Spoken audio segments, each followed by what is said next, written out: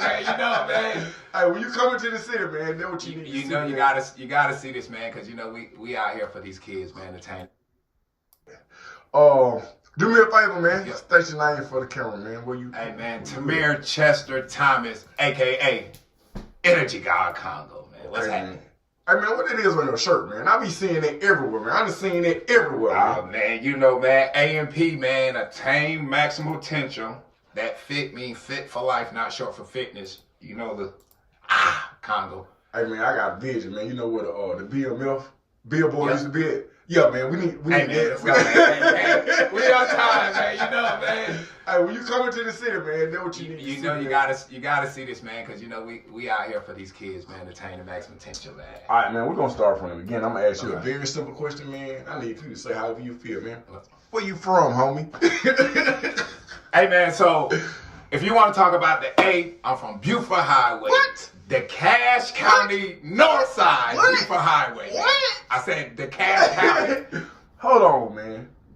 Buford Highway. Hey, man, the big north, man. You know, Buford Highway, Claremont Road, Plaster Road, Linwood, and you know the whole Buford Highway, man. You know, Cherry Hill, Temple Cabana. You know what I'm saying? You ain't gonna say Salem Tree. Salem Tree. You ain't gonna say Chateau Montaigne. Okay, man. You know what I'm saying? Oh, man. You ain't gonna say the Tears. Then we gonna go to the Ville, you know what I'm saying? To the Ville, you know what I'm saying? You ain't gonna say Ashley O's. Ashley, I Hey, man. Yeah, man. Yeah, man. The one that they say wasn't the real. Hey, man. Hey, that man. north, man. Yeah. They say it must be two sides, man. It's a whole bunch of norths. And man. The Buford Highway north, man. Big Congo on Buford Highway north, man. And I salute my brother behind the camp. Hey, man. You know what I'm saying? Big Dave, big Buford Highway, man. Big OG. Hey, man. So, you are born and raised in Atlanta? No. Where you from? I'm born in Connecticut. Okay, Connecticut right it's up close near to New York. Yeah, like an hour and I've been there 2 times. Way on the side. Cold. Yeah, cold. Definitely cold. That's why I never moved back. I love CT, my family. CT, the family. I love y'all. Yeah. But we never moving back. So how old were you when y'all came from Connecticut? 15. It's just starting high school, Cross Keys. You know what I'm saying? Oh, it's just start Cross Keys. Green and gold. We bleed green and gold. Yeah. So how many brothers and sisters do you have? 6 brothers, 3 sisters. So 10 altogether, 10 siblings altogether. That's 10 of us. I'm the 8th youngest. Ain't no fair fights. Oh, nah. We in it. Everybody, Royal Rumble. Ah, man. So y'all come from Connecticut. How was life in Connecticut? Life in Connecticut, well, break it down. My grandmother, my mama, all my auntie, they from South Carolina, Gullah Geechee, so we ain't gonna talk to John's Island, South Carolina, Florence, South Carolina, everything. Mm-hmm. So being in Connecticut, born in Connecticut and knowing my history, so a lot of people who know me, I'll say I'm not black, I'm Gullah Geechee. Mm-hmm. And y'all can look that up, it's history. So we learned all that. So and where I'm from in Connecticut, Middletown, our town is small. I call it it's the country, but all our grandparents are from North Carolina, South Carolina, Mississippi. Yeah. So great. When you grew up in the household, is mom and dad in the picture? Nope, just mom, grandma, all my aunties. We lived. My grandma owned 2 houses in Connecticut. Didn't know how to read or write. Nothing. Worked for Wesleyan University, the number 1 college or 2 college in the world. How did they manage to not know how to read but to own property? That's what we talking about now. Yeah. So we talking about education now. Yeah. So my view on education, how they pump that so much. Mm-hmm. My grandmother didn't know how to read or write. On 2 houses and 2 houses on land in Connecticut now. Wow. Coming from South Carolina. Got on her knees, not a stripper, but get on her knees, washing, scrubbing at a university, and they say she retired from there, and they gave her pension and everything. Wow. And that's where she got her land through that connect. So Wesleyan is Wesleyan, like New York, like these are top 3 colleges. Bill Cosby, the girl, Denise went to that college. So, my grandmother did it, man. In our house, we all stayed together. Like, Gullah Geechee, Yeah, African, we tight. Yeah. We ain't moving, like. That's real black history though, bro. No, for real. Like Connecticut, so our family, like, and then it's crazy because we don't eat seafood. Okay. Like, we don't eat seafood, none of that. And my mom, when she had the last 5 of us, she was a Muslim. She was a Muslim at the time. Okay. So that's where you get Tamir, all that stuff. Yeah. Well, Tamir, the name Tamir. But the history, like, bringing grits to Connecticut. Mm-hmm. Like, folks don't eat grits. Like, black folks didn't even know about grits in Connecticut. White folks didn't know. Wow. It's cream of wheat. So we brought this, my family brought the South up there, right? Yeah, like, yeah. the red rice, all that from South Carolina. Mm-hmm. And just the history, like, the history that we get from, like, you hear me say king, queen a lot. Yeah. That just don't come from, that come from real life family values. Like, my homie teaching us this. Like, Yeah. this is who we are, teaching us about slavery. Yeah. Like, everything that the books taught us in school, Yeah. it's been taught at the house before we went to school. Before you even went to say, school. they're going to give you this curriculum and that's not Hey, that. bro, that's powerful. So I used to get my ass whooped. Yeah. Because I go you back and I already- say what my mama said. Yeah. And then they call home, and at the time, all our teachers are white. That's the difference Yeah. from the South. Yeah. When I came down here, all teachers black. Up there, all our teachers were white, Yeah. old. And my mom was her history is wild. Yeah. It's wild. Like, mom was a big time weed seller back in the day for, like, rich white folks, the whole city. Yeah. Mom about to move into a $100,000 house in like 88, 89 in Connecticut. Mm-hmm. Single mom, 10 kids. Mm. And got locked up and went to prison. Mom went to prison? Oh. This is archives, and this is what I'm gonna get. Like, this is archives. This is so it's in the newspaper. Mom went to prison in Connecticut for drugs. Marijuana. How old were you? 8 or 9, first grade. Second grade, yeah, second grade. I stayed back, so it was first grade. How did that affect your day to day? That's where I'm at now, like, with it. It was trauma, like they say. Everybody said that when I got locked up, the family got locked up. So my mom got locked up, my child, I got locked up. So we did time. I was doing time then. So we all got, when the bus happened, we all came home. But the big story is we all got sent to Betsy Morgan over Outfield Playhouse, a big acting school in Connecticut. She went onto the news and to the newspaper and said all the prominent teachers or people in the city of Middletown, can they take in the 10 Chester kids for they don't have to go to foster care until they get placement, probably 6 months to a year. Yeah. So I went with my first grade teacher. Hold on, what ages are we? Because it's 10 of y'all. What ages are we? I'm 8, Rasul's 9, Yusuf's 10, Kamila's 8. No, Kamila's 6. Mm-hmm. Hassan's 4, and then my older 5 siblings. Yeah. My brother who's watching is 24. Yeah. When we moved into the project, 24. My brother and sister, they like 14, 15. Mm-hmm. And then my older sister and my older brother, 25, 20. Okay. It's, bro. Yeah, I know. So my older brother, Mm-hmm. Peter, we met at 28, 29. He's like 68 or something. My mom got molested at 11 by the neighborhood. So by one of the people in the neighborhood that my grandmother, her people. In Connecticut. Okay. So it's a lot of stuff where they say, oh, black folks didn't do this and black folks just kept that stuff under the rug. Mm-hmm. So my mom had got molested, they said a rape, older dude at 11, had a baby around 12, so my brother's like 68 or something. So the Isaiah movie where like they take the baby, my mom and her sister went and took the baby back. Because back in them days, well, they just made a law a couple of years ago, or they tried to back in them days. Since my mom was so young, my grandmother had the right to say what happens with the baby. Yeah. So my grandmother gave it my brother up. Okay. And then my mom and her sisters went and stole the baby back. So the Isaiah movie, but not like my mom was on drugs. Yeah. When they got the baby back. Yeah. Then the folk came, got the baby back, and then we met him like 20, like when he was 30. Wow. So when they do the newspaper, or they go through the news and they try to get placement, how does that process go? So teachers stepped up. All the teachers stepped up. From the college or no, the school? From elementary. Okay. So now you see why, and that's why I tell the kids, everything don't come from nothing. Yeah. So that's why Rasu's a school teacher.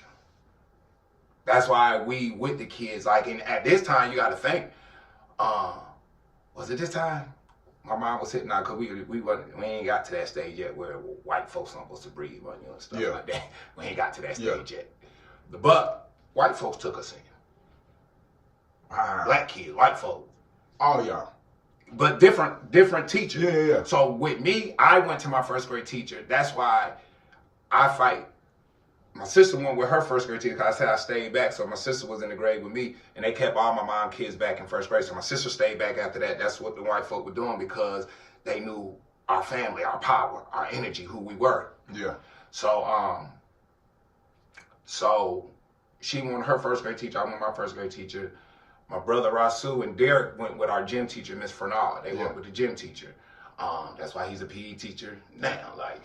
Yeah. And then my brother Yusuf went to the ski resort, people who own the ski resort in Connecticut. Yeah.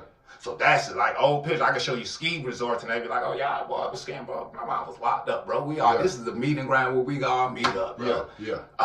That they kept us together. Like, yeah, they allowed y'all to. Yeah, different times, like all of us come together, boom. So yeah, man. So that at that time, that's how at the same time, Mr. and Mrs. Berkeley, that's who took me and my first grade teacher. Mm-hmm. They had a son, Patrick, but they was so like, I'm scared, but so I'm peeing in the bed. Yeah. These folks take me to the doctors, like this one. The white folks do take me to the doctor. Like, they're like, oh, he just eating too much. Don't feed him chocolate at night or caffeine. Don't let him drink. But I'm more just scared, and not knowing it, but I'm more just scared that I'm by myself now. Like, I could just come. You just came from a clan of 10. And so it's like we had the house burned down. We moved to the second house. How the house burned down? House burned down, some electric stuff. Yeah. And that's when my aunties and them, they moved to Hartford at that time because all stayed together. They moved to Hartford, and my grandmother had another house like 2 streets over. Okay. So my mom and all of us and my other auntie and our kid moved together.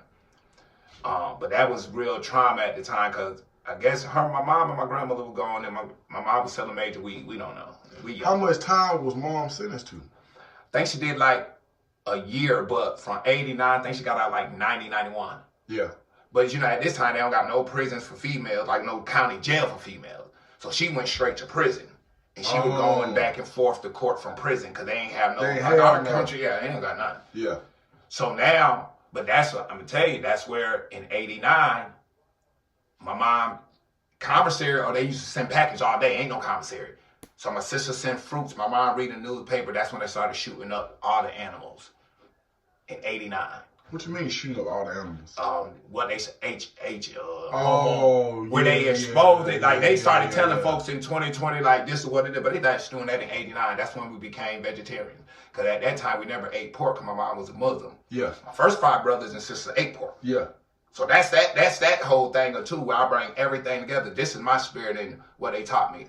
My older brother, Peter, my older sibling, Peter, Bridget, Larry, Alicia, Derek. Mm-hmm. And then it's Yusuf, Rasul, me, Tamir, Kamala, Hassan. Yeah. So I got Christian and Muslim on both sides. Wow. Can't be no war. So the gimmicks, so this is the gimmicks that the world play, or the United States, and this the Eastern, the Muslim country. Bro, my house is Muslim and Christian. Yeah. Then we Gullah Geechee. Yeah. So the main thing is Gullah Geechee, but if you want to say religion-wise, so I tell people everything that the world gives to us. Yeah. As in America, You got Christians, you got Muslims. That's the only thing you have. You don't even have. You can't even be a Buddha if you a Buddha. It's just you a Christian or Muslim. You white or black. Yeah. So it's a lot of things that I seen that even my mom, like I'm surpassed them because they done told me a lot of things. But then my ancestors and the angel, they talk to me. So it's like, okay, I get it. Yeah. Like Ebonics, no, that's Gullah Geechee. They were trying to say we talking Ebonics, but it's Gullah Geechee. So I said, no, I'm Ebonics, and it's Gullah. You can't let me change the way it come, and I understand it. So it's always been that, man, bro. Yeah, that was trauma, bro. Then we moved. It's like we stayed 6 months with our teachers. Then they found us a little project. It's like over the bridge. How can I say? It's kind of like Scottsdale Clarkson Barrage. Yeah. Stuff like right near each other. So and it's just over the bridge. So Portland over the bridge, and they got one little. Now, usually in any town, when you go over the bridge, over the train tracks, then the culture changes a little bit. Is that what the case is here? Well, yeah, because over the bridge is once again it's still Connecticut and it's Middletown. They rich. Period. Everybody. Yeah, the white folks. Yeah, it's going down. So we over the bridge is right over. I call it the heat of the night. So in the heat of the night, all the black folks stay up on the bridge because that's where your landfill and all that stuff is at. Mm-hmm. So our project 50 unit was built on the landfill. Okay. So it's the mentality, like the sewers, water, all that stuff going on. But in town, it's strictly white. Yeah. You know, we get in one bus, oh, that's them Chatham Court boys, or Chatham Court, like, it's only one project, that's them. That's it. One bus, you see us. But that unit, as my mom, she came home, she was like, y'all out here, y'all out there running around with them, and y'all know better. Y'all gonna get punished more because God let y'all know they don't know no better. Their parents don't teach them, so they ain't gonna be held accountable. You gonna get it worse. That's all she said. Y'all out there, y'all got brothers and sisters. Y'all wanna chill with all these folks. She don't know we going out there telling them the game. Yeah. But it is what it is. But we learned stuff too. That's when we learned how to steal, learn how to run train. Like that's that era right there. Yeah. Of being around all them. But why I do what I do? The unit we lived in, my older brother, Dad Chester, Big Larry, Fly High, he lived out there. That's why, because my mom wasn't accepting nothing. All the projects they try to put us in our own town, she's like, oh, hell nah. They ain't doing none of that. So she accepted that because she was married to him, but they never got a divorce. They just separated. Yeah. So he was out there, but he's a community activist. Yeah. That's why I do, and this is over the years. Like why do I do what I do? It's like, oh, Big Larry, summertime, we're down at the park. Like nobody's doing nothing for us, but he got my big sister Asia take us down to the park, doing arts and crafts, come back up. Like that was his whole movement. Yeah. So, and I've seen out there playing the trumpet late, keep the the whole pride. When they get rowdy, oh nah, cause them folks on that pork, he out there early in the morning hitting them trumpet. Yeah. The old wise men, all of them been to Vietnam. It's the thing that they got them under drugs. That's why they messed up. So we don't chump them off or nothing. Yeah. Everybody's honored. That's like Shermantown down here. Like everybody worked, but they was down in the war, Vietnam and all that. The folk got them, and now they back and they ain't giving them nothing. Yeah. So seeing all that, when we moved over the project, Fabian, it was history. He, how they have school shooting. But the white folks used to mess with him, the principal and everything. He done came from our hood and killed principals. But they tell the story like he's in the office. He go kill the principals like secretary. He like, oh, I ain't kill you. You was good to me.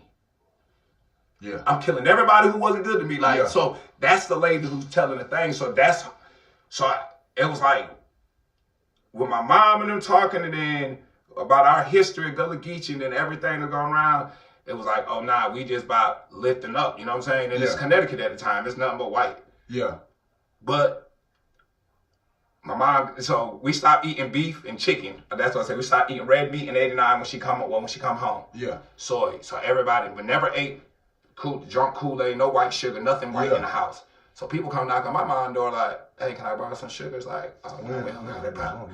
So now we the family, My mom would be like, we don't care about my mom. Like, oh yeah, them niggas different. Like, no, for real. you don't get it. So we been like niggas will call like, bro, your mom been had all them organic stuff, all them. Yeah. Bro, I'm like, yeah, bro, like, but that's the legacy. Like, we didn't even like it at the time. Yeah.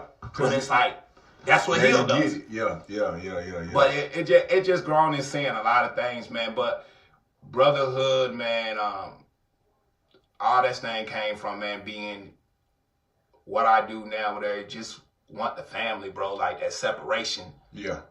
So when we, and like I said, Beakley, they did me good, man.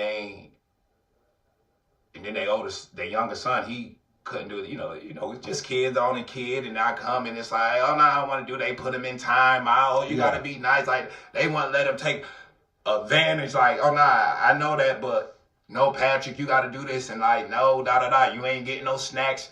They was cool. They ain't did nothing. So that's how I'm able to keep it solid with anybody. I don't care what creed, what color, and it don't start now that they don't raise it. It's from life experience as being a kid and not being tough. Yeah. Like, one thing about my dad, he wasn't there he lived in Connecticut the whole time. My whole 14 years, he slept up under the bridge. Yeah. A wino, but they come get him for funerals if it's certain people, because he's gifted. Never could read, and he'll sober up for 1 second and come play and back up under the bridge. But the question I asked, because my mom, oh, your daddy ain't shit, and you're going to be just like your daddy. I've been through all that. Mm-hmm. And it came to a point where I asked my older brother and sister, I said, yo, what was up with my dad? Because my mom talk a lot of shit and all that. He like, oh, nah, bro, like your dad was, he said your mom fucked your dad on that. Because my mom had 5 kids before my dad got one. My dad had 5 kids by my mom, you know what I'm saying? Yeah. So he's like, oh, it was your mama. But he's like, nah, your dad was good, bro. Dad worked, didn't touch none of his sisters, like held it down while he was here. Yeah. That the wino just got him, but like I said, the stress of your mom and all that. So it was like, yeah, that's how I got respect for my dad the whole way. You know what I'm saying? Gotcha. Especially when I started having kids and seeing it, like, oh, this was like, that's why that was the pressure. Okay. Yeah, cause it's different. And it's different. You get to see it. You know what I'm saying? So it was like, yeah, man. But I be jumping, bro. But yeah, the upbringing, bro. Yeah. It is just a taste of it, but yeah. It's gonna go for real. So even when we come down here, bro, it's just like I didn't even want to move to Georgia at first. Yeah. Like so when you get the news, y'all about to move. How does that come to you? How does it? No, we get the news ever since my mom came home from prison. Yeah. Every year we was moving to Georgia. Oh, that was because I would break it down. My mom had that cake now. Yeah. And back in them days, if you, like how they say, if you got some weed over here, but you got weed or money in the closet, back then you couldn't touch both of them. Mm-hmm. And my mom had money buried, all this stuff, and she told my sister where the cash was at and what she was supposed to do. But I thank my sister because that's how we moved to Georgia, because my sister got it, visited my mom a couple times. She was married to a Nigerian. It was that cake. He seen the cake. I mean, this don't sound like a Netflix movie, bro. I'm talking about like a miniseries, like for real. What? America Most Wanted? Well, listen, innocent, that's his name, innocent. Innocent okay. Listen, because I'm going to spit innocent okay for. Yeah. My sister got married to innocent okay for. He came over to college. Mm-hmm. Didn't have a green card. They got married. They was cool. Got married because they tight. My mom got locked up. And that's just for the green card, but my mom got locked up. My mom told her where the money. She got the money and moved down here to Georgia with him. Mm. But he from Nigeria. Yeah. You know what they got. So he ran the whole operation. When my mom came home, my mom came down here to goddamn check my sister up. Yeah. And he said, yo, this all you? This us? My mom said, I don't want none of this shit like the movie. Like, I did it for us. I didn't tell y'all to take my money. I don't want none of that. Yeah. Cause my mom came home back on that African stuff. Yeah. She came back. That's when she came back, like with the food. She used to have the Jericho because she was doing her thing at the Apollo with the rosters. Yeah. But now she came home back in her African, like Yeah. She ain't never went back. No chemical, no perm, none of that stuff no more. Like everything, the own deodorant. Like she make her own lemons and all like that for real. Like your body you don't need deodorant if you eat right, and you gotta chew 30 times and all this shit. Lord, come on, but now people are starting to embrace that. I can only imagine that back then it might have seemed kind of outcasted. Now that's the trend. It's like these folks that's why now I don't even trust it, but I don't trust nobody's stuff organic. Yeah. But if I do, it's some of the brands that I know my mom been messing with back in the day. 30 years ago. 30 years ago. That's the only ones I'm messing with. Like, so I laugh at people because I say, bro, me training over the 20 years, I said, bro, when McDonald's and Burger King come out with an Impossible Burger and all that, then you know the world's messed up and it's only a trend of things. Yeah. So all this Impossible and all this stuff, man, you killing yourself, dog. Yeah. Don't get hyped, don't get for real, lost in the sauce, bro. Hey, man, it's impossible. Yeah, I know. You know what I'm saying? So, what year do you come to Georgia? 95, summer 95. It's on fire. On fire. And we on Candler Road. What? Didn't even know. My sister was staying in King Glen, right across from Eastway. Didn't even know. I'm so thirsty for Connecticut. I'm on the telephone right there, on the telephone with my shirt off, standing on top of the payphone, talking all day. Don't know what's across the street going on. Me and my brother bored now. We running across the highway, just 6 lanes, just having fun because the thing come down. We just run across. Bro, y'all got dropped off in the middle of, oh man. And then guess what? I see the gate on TV. To this day, I tell my sister, and I say, bro, when I get my squad, I don't want to be here though, but I say, when I get my squad, we in that parking lot going, hey. Nigga say, man, what the hell? Why are you thinking like that? I said, I ain't saying like we gonna do now. I said, bro, the parking lot, they showing the commercial. I said, boy, when we get out there. The gate had a commercial? Yeah, they had a commercial. I did not and they just showed the parking lot, bro. It was like the parking lot had, I said, bro. And then, okay, so every year from 2nd grade, to my end of my 8th grade year, it finally came true though. Yeah. But it was like, we didn't think it was gonna come true, but it came true 8th grade. Yeah. And it came true because my brother Yusuf and my younger sister, they went to Georgia right after school. Me and my brother, she let us stay. Okay. Wait with, the last thing. Yeah. And it was crazy because I got a scholarship that year. Like St. Pius, I got a scholarship to to Xavier. Yeah. I was playing City League football, I went undefeated. And I didn't know that our head coach was a JV coach for the private school. He got me a scholarship. Wow. So now I'm like, Mom, so my people, my best man, Zach Luce, the Luces wanted to take me in, like some blind side, but not on that. But like, yo, would you be his guardian right now? We'll send him back home. Every vacation, like holiday, we send him back home. We just need your blessing. And we got him. My mom like, hell no. So crackers been using us our whole life. They go that government like, y'all say go to school to get an education. I ain't even in school. I'm in the City League. My feet done got me education, but you like, oh no, them crackers just gonna use you. Yeah. But I'm not. At the time, I was mad. But in life, I wouldn't be here talking to you right now. Right. So I take everything with everything, man. It's like, but I bucked during that season. I bucked. And it could have caused his lives and stuff. Like, I bucked. So I know when them pressure points come, it's like, you would. But I never know. We moved down here, 95, summertime. That's how I meet Wyman our first time. I don't know what my mom never put us in sports. The white folks used to come get us. Yeah. She called Coach Harris. Hold on though. But how are you on Keller Road? How you making that connection with Coach Harris and? So no, my sister was staying on Candler Road. My sister Alicia was staying on Candler Road. Okay. So we stayed with her until my mom was finding. So we moved down summertime until she found the house. Cause I just want to give you a brief history on Eastwick. Cause Eastwick was a time. It was a dude. Eastwick was wild, and I remember they had M&M. So me and my sister used to catch the shuttle bus from Decatur to go to Beaufort Highway to go to school. Bruh, somebody that said something to Devon he was going to Sequoia with us, but he lived in Eastwick. So I bus every day to go to Eastwick. But we done pulled in Eastwick. But them folks then jumped out. Remember on straight out of Compton when the Bloods hadn't hopped on the bus? Oh, yeah. yeah. Folks came on the back of the bus, on the front. I had never seen nothing like this in my life. Man, they beat that man up and snatched that man up off that bus, man. Yeah, for real now. We need to find us another way to school. This a bush.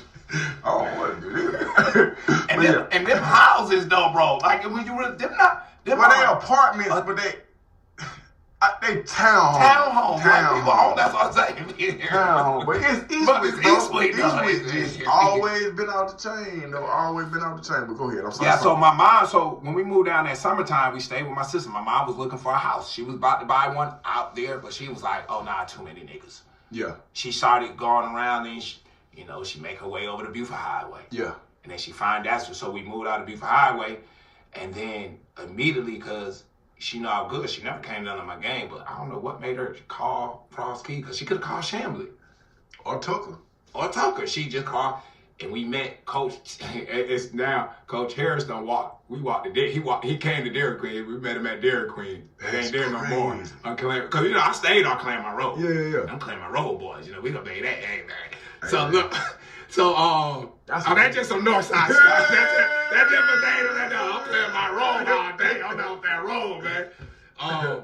We get to it. See, I know they were white. They were like, they finna get on. Now, see, we started from the origin. And then when we touch on it, but everybody from Buford Highway, come on in, man, because it's a history that people don't really know, bro. Yeah. Like this, go ahead. My bad. Nah, bro. So, look, so we talked to Coach Harris, and we go to passing league. To who? Passing league, 7-on-7. They was having 7-on-7 summertime. Okay. So that's how I met this is the first people I met from Cross. Leo, Gus, all them boys was at passing league. Yeah. Went out there, met them, did two games, and then me and Rasul went back to Connecticut. Summertime. My mom let her go back on the Greyhound. Okay. She went to the Greyhound. She signed us off. Boom, we ain't come back. I wasn't coming back. Why? Because this time I'm still like bump. Oh, yeah. So when we go back up there, it's off the chain. I'm running around Connecticut. My brother, he got his apartment. He's selling dope. Like, we do what we want to do. Yeah. Like, time to go back to school. Like, nope. My brother like, bro, y'all gonna go back? Mom keep calling me. We like, man, fuck that. We ain't going nowhere. Yeah. I'm staying here. Yeah. Boy, we bucked for like 2 weeks. Yeah. She came. Hell no, she ain't come. She saw Auntie Fly High, Auntie Judy. Man, Auntie Judy about said, that business. Judy had this big arm, my cousin. They the family, like her daddy side, like Amazon. You know what I'm saying? So she's standing 6'7" with hair, boy. Enforcer. She gonna smack her boy now. They 6'8". So they say Auntie Judy. She come from her Auntie Judy in town. Nigga know they gotta check me. Not Debo. I'm gonna put my chain in. Nigga got word. Nigga got word. That phone going on. That word in town. Boy, your Auntie Judy in town looking for y'all. We know we got like a good hour to wrap this shit up. It's over with. And and that's another thing, right? And another thing that the 8th grade year that we were really, my mom was she forced to move down here because my sister became a Nubian. Okay. She was with Dr. Malazi York. Yeah. But up under the Ansar Muslim. So this when he was in Catskill Mountain. So while we in Connecticut, my sister dropped out of school. How old is she? She dropped out of school 2 months before graduation. Played all sports, captain, volleyball, traveling softball team, white folk prom, everything. Got with Doc talking. This one part I said, I went too far. I ain't sorry. You don't supposed to breathe on no white folks. My sister with this shit. Now my mom bringing it back. Yeah. But my mom mad that she went with Doc, because my mom followed under Elijah Muhammad. Peace and blessing too. Same as Doc and all that. Yeah. So she knew about Doc and Elijah, Farrakhan, all them. All them in that same sector. You know what I'm saying? So my mom was like, she did that, but it is what it is. My sister dropped out of school and moved into the community up in Hartford. Yeah. So then she moved to the community in Hartford. Then after that, she moved up to the land in Catskills. Yeah. And then when Doc moved down here, my sister's on the land down here in Edenton. Yeah. So that's why my mom, like, boom. Mom moved down here. Then, you know, our house is a lodge. That's why everything I do, bro, like, so if any New Orleans, so my auntie, when she got us, she a New Orleans too. Yeah. Bookstore in Connecticut, but she drive faithfully down here. Ain't getting on a plane, but faithfully to Edenton, Georgia, pick up her books and her instance, all that stuff. So auntie in town, and you know, my mom put hey, go get them. Yeah. That's big sis too. So we came back to Georgia, and I'm happy because we started school 2 weeks late. Yeah. My brother Yusuf already had been in, because he came with us to passing league, but he already had been in the big first school gang fight, all that stuff. He got kicked out. He went to Hamilton, like the first fight. So it's just me and Rasu now. Yeah. Yusuf at Hamilton. So when y'all get to Cross Keys, what grade are you in? I'm in 9th.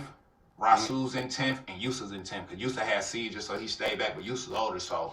What's your first introduction to Cross Keys? That you remember? Who you remember meeting, running into? Well, so like I said, it's dope that we did the passing league. So when we came back, we on the football team.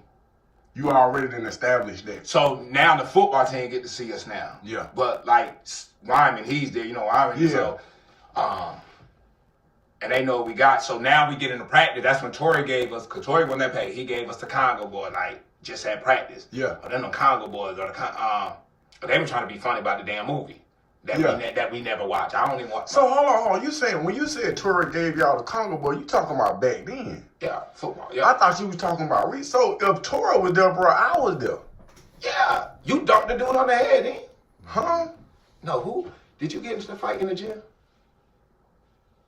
No, that was the other day when he got to fighting with who was it? He dumped a I ain't never dumped nobody on yeah, that. It was little Gator. Not Damien.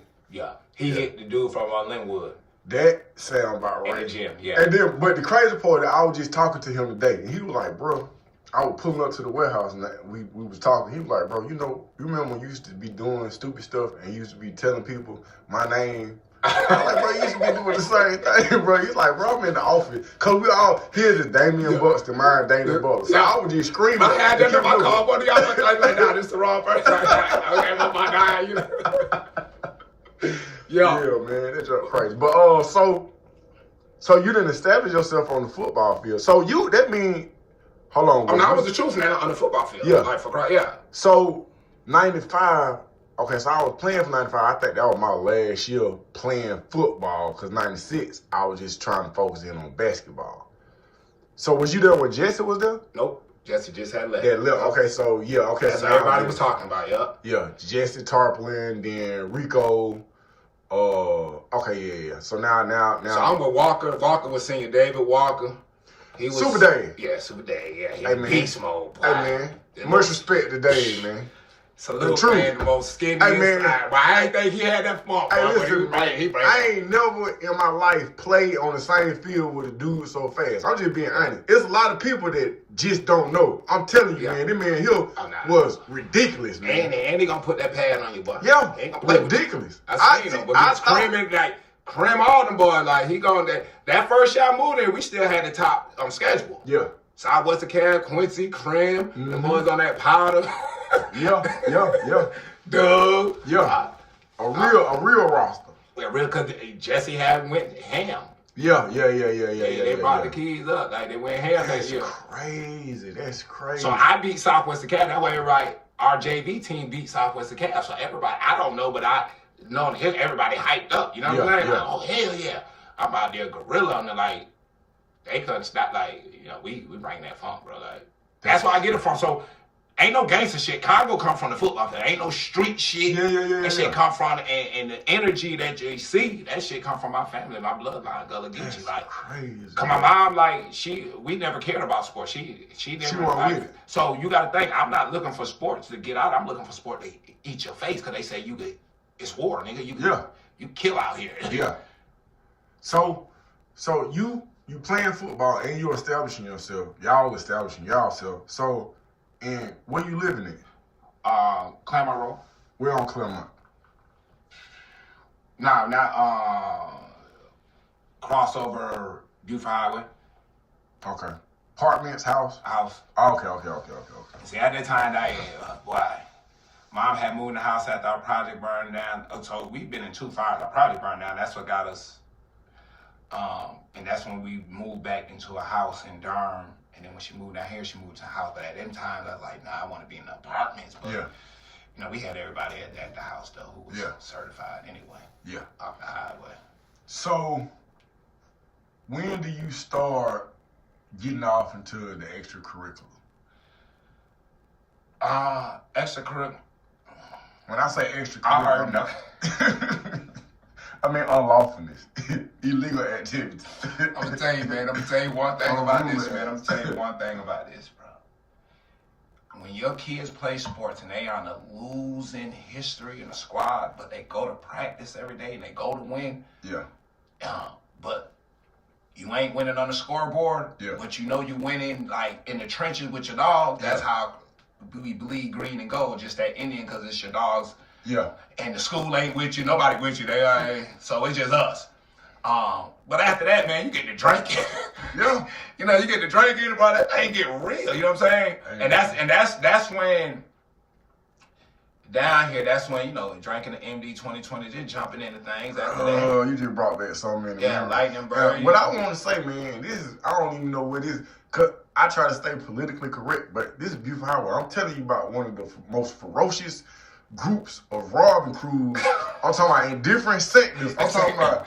Cause they got different ones, like folks robbing. I never robbed Mexicans. You know what I'm saying? Like, folks, it's got different stuff. That was a pastime. That was like, let's go out. But I'm gonna tell you, man, I was scared when Buford Highway, it's here now. National Geographic, go look it up. Yeah. National Geographic, gangland. No, for real. So and then like they say, everybody from the north. Yes, indeed, everybody done moved from north. Wherever you move from, if your parents got some sense, they moved you over there. So California, New York, and then you got what makes it Atlanta or Decatur or whatever. You got East Side. You got your M&M. Bro, let me tell you something. What people don't understand about Buford Highway, Doraville, Chamblee, Tucker, that area, man, it was a combination of a whole lot of stuff going on. Because for a certain amount of time, DeKalb County had M&M. That means that people from the urban inner city of Atlanta was bused from the black side of town to the white side. And we were labeled as the white side of town.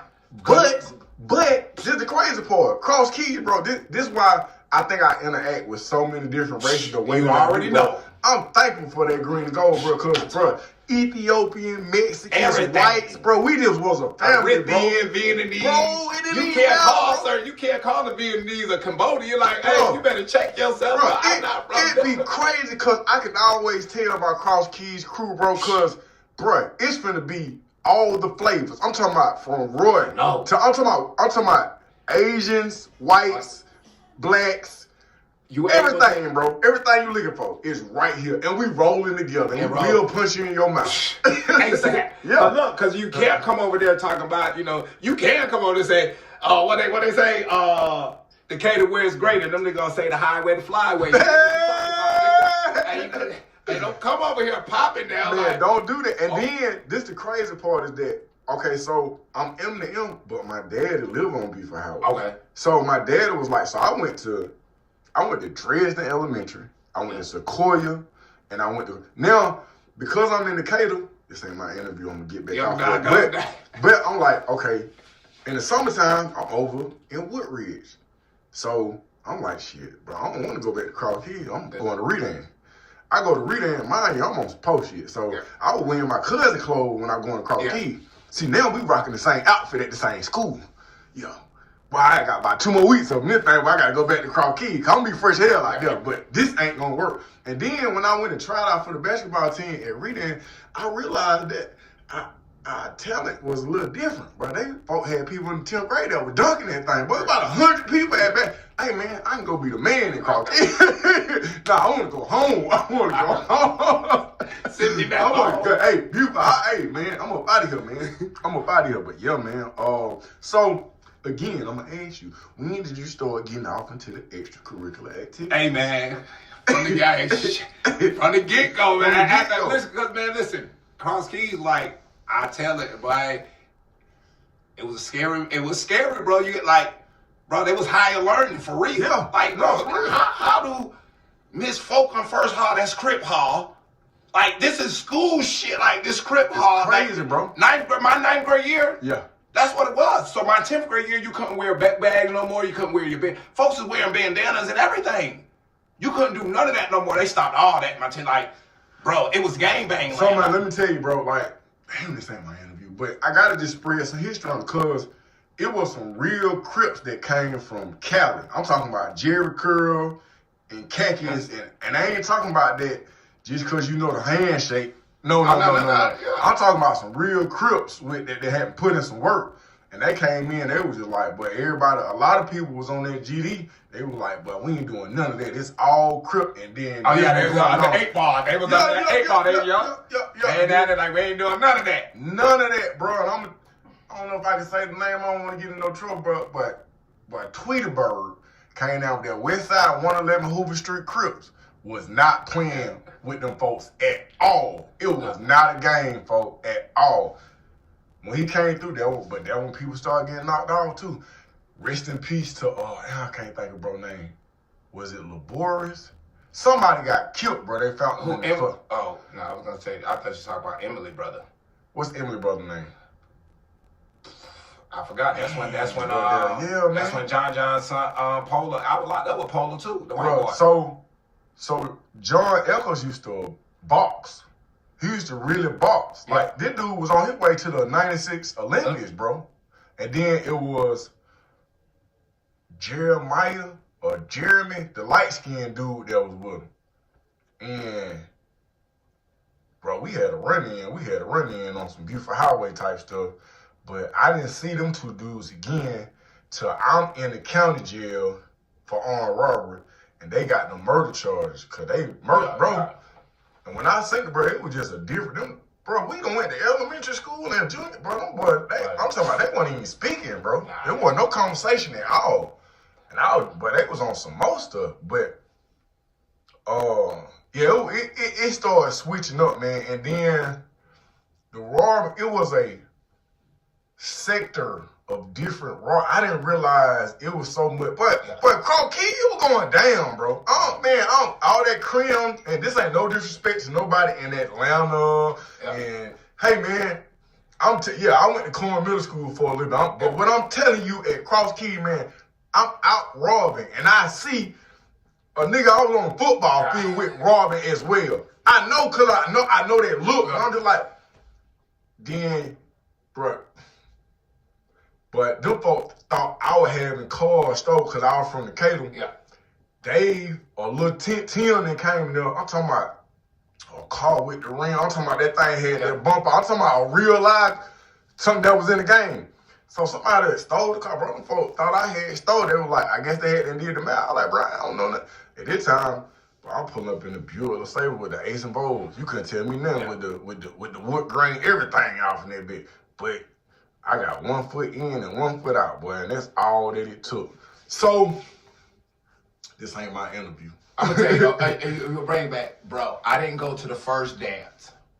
The first dance? I'm going to tell you, that would turn it all the way up. I didn't go to the first Cross Keys dance. My brother Yusuf and Rasu went. But my mom, Yusuf wanted to go so bad, my mom said one of y'all got to go because he had seizures. Mm-hmm. So like, one of y'all got to go. I'm like, man, I ain't even with it. So my brother went. Used to turn that thing up. My brother came back and like, bro, that thing live. Rasu said that thing. He like, it's live. Yeah. So Yusuf done got there, ate a big girl out. That's yeah, but he got seated over my brother. On stage at Crown Key, look. At the dance. At the dance. Like, y'all wild. Look, they wild. Y'all wild. Y'all different. It's different. But after that, when they told me that, I went to that first or Beautiful Highway, we had the parties on the play. It's over with then. And then I was drinking, so I'm in the Boom Farms, MD 2020. I work at Kroger's. Well, I work at Kroger's. I'm stealing everything. Yeah. I'm sticky finger. Yeah. But the manager likes me. Yeah. But she like, boy, they say you got sticky fingers. She like me though. And I just getting everything. I'm like, yo. Bro, I used to work at the Super Value on Beautiful Highway. I'm in the 10th grade. My manager is a Mexican girl by the name of Elizabeth. She a senior. She didn't call me still. Hey, she used to call me Dion because I used to play football and basketball and baseball. She was like, hey, Dion, I know this. She said, but don't do that because you're going to get us in trouble. And she just let it go, bro. But that's crazy. So you eventually get in handcuffs. Oh, yeah. First time you put on handcuffs, how'd that happen? First time? Mm-hmm. Down here? Yeah. I went on a high-speed chase. For what? My mom, so mind you, and this is where you could live in a house, mm-hmm. but that shit might not be what people think. Like, oh, you live in a house, you good. Yeah. So my mom moved down here on Hood and yeah. Section 8, all that. So we got inspection.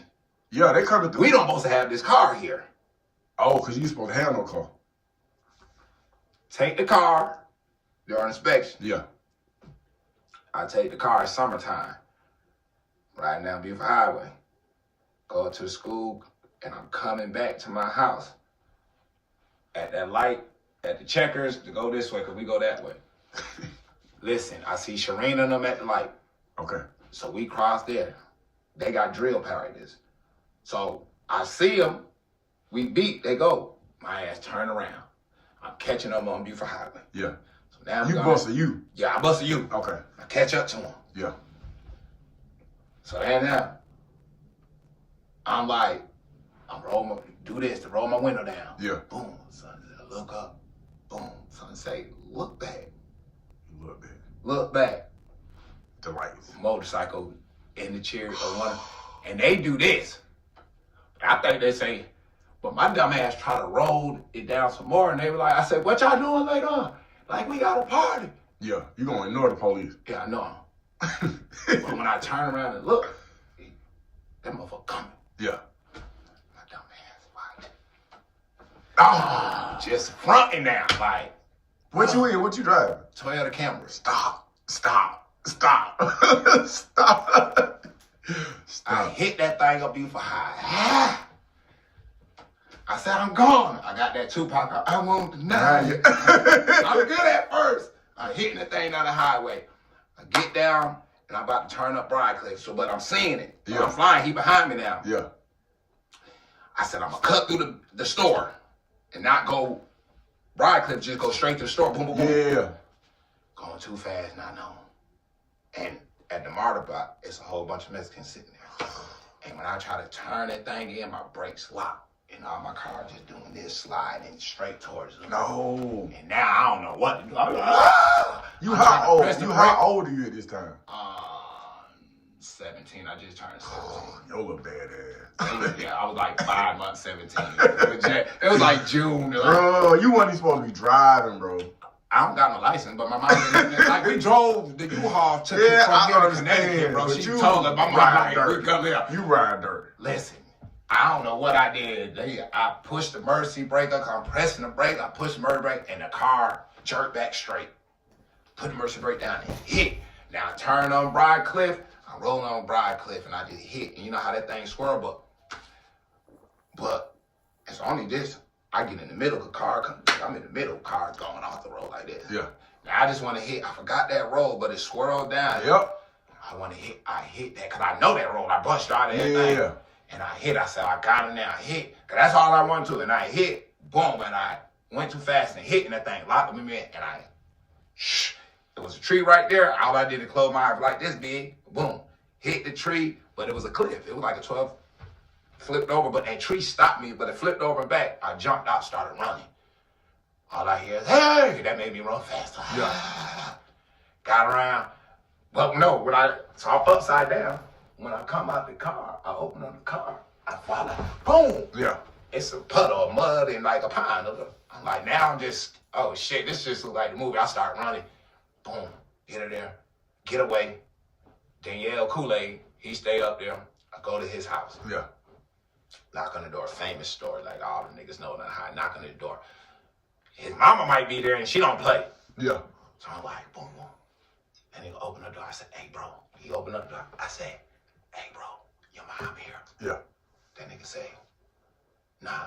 I said, bro, open the door. Yeah. What this nigga say? What? He said, hold up, baby Congo.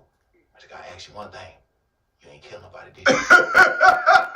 I say, nigga, open up the goddamn door, nigga. I'm just checking. I said, nigga, nah, I told you. I said, bro, you wasn't gonna let me in if I did kill somebody. I'm just checking. I said, bro, you did. I can deal with other stuff, but murder charge, I can't deal with it. Respecting that. I respect it. Checking the temperature on anything, bro. That nigga, I tell this story. Everybody knows this story, bro. I like, bro, this nigga done told me. Hey, bro, I gotta ask you one question. You ain't kill nobody, did you? That's it. I said, nah, bro. I said, bro, if I did, you wasn't gonna let me in. Hey, man, nah. I got you. I just got to check. So, look, I'm in there now. I said, bro, it's right. Because it was right. I said, it's right up there, bro. Let's go. I cut my hair. Listen, cut my hair bald. Oh, you own it. Yeah, I put it, because I got my whose name is the car in? My mom. Oh, okay. And I'm trying to get the keys out, but not knowing that the car's not in park, so to say it's stolen. Oh. Okay. So I couldn't get it. I'm like, why this shit ain't coming out? Shit is... It wasn't in park. You doing like this because the car upside down. Yeah, I'm upside down. Get my bed. Yeah, I'm trying to get the keys out. I'm upside down. This thing, wow, man. Concussion, I don't know what. I'm just geek now. Man. Bro, we go back to the scene and everything. Car messed up. We leave. My mom, you done cut your hair. Oh, yeah, I cut my hair bald. Yeah. I'm back on scene. I had an afro. I'm back on scene now. So now, my mom, I go back to the house. And my mom and them, the cops came over there and they went to go see the car now.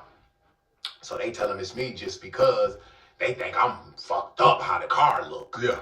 They're like, oh, he gotta be hurt. Like, yeah. So they tell me, so they get the tickets from me. I got 5 tickets. They only give me. So when I get back home, my mom, they mad as hell, but they about to go, and it's crazy. They was going to Edenton for Family Day. Yeah. So it was June 26th. That was all it was Family Day for Doc. So they going up there. And I just stay home, but they're like, yeah, she like, you go to court next month. They say, yeah, it's going to jail too at first. So went to court. That's the first time I got a handgun. I didn't come back out. I did the summer, did like 60 days, got out in October, stayed out a month, and then November got locked up for the 10 years. And I tell niggas, them 60 days or whatever I did, that was the 10 years was easy. That shit. And I ain't tripped, but it was like, nigga, I don't know. It's summertime. I don't know when I'm getting out. They just was like, it was traffic ticket, but they like, if you don't got this, you got to do all this. So I ain't know when I was coming home. They be like, just pack it up. You know what I'm saying? Yeah. So that was just a hard time, but just staying down too. So what was your first day of county jail like?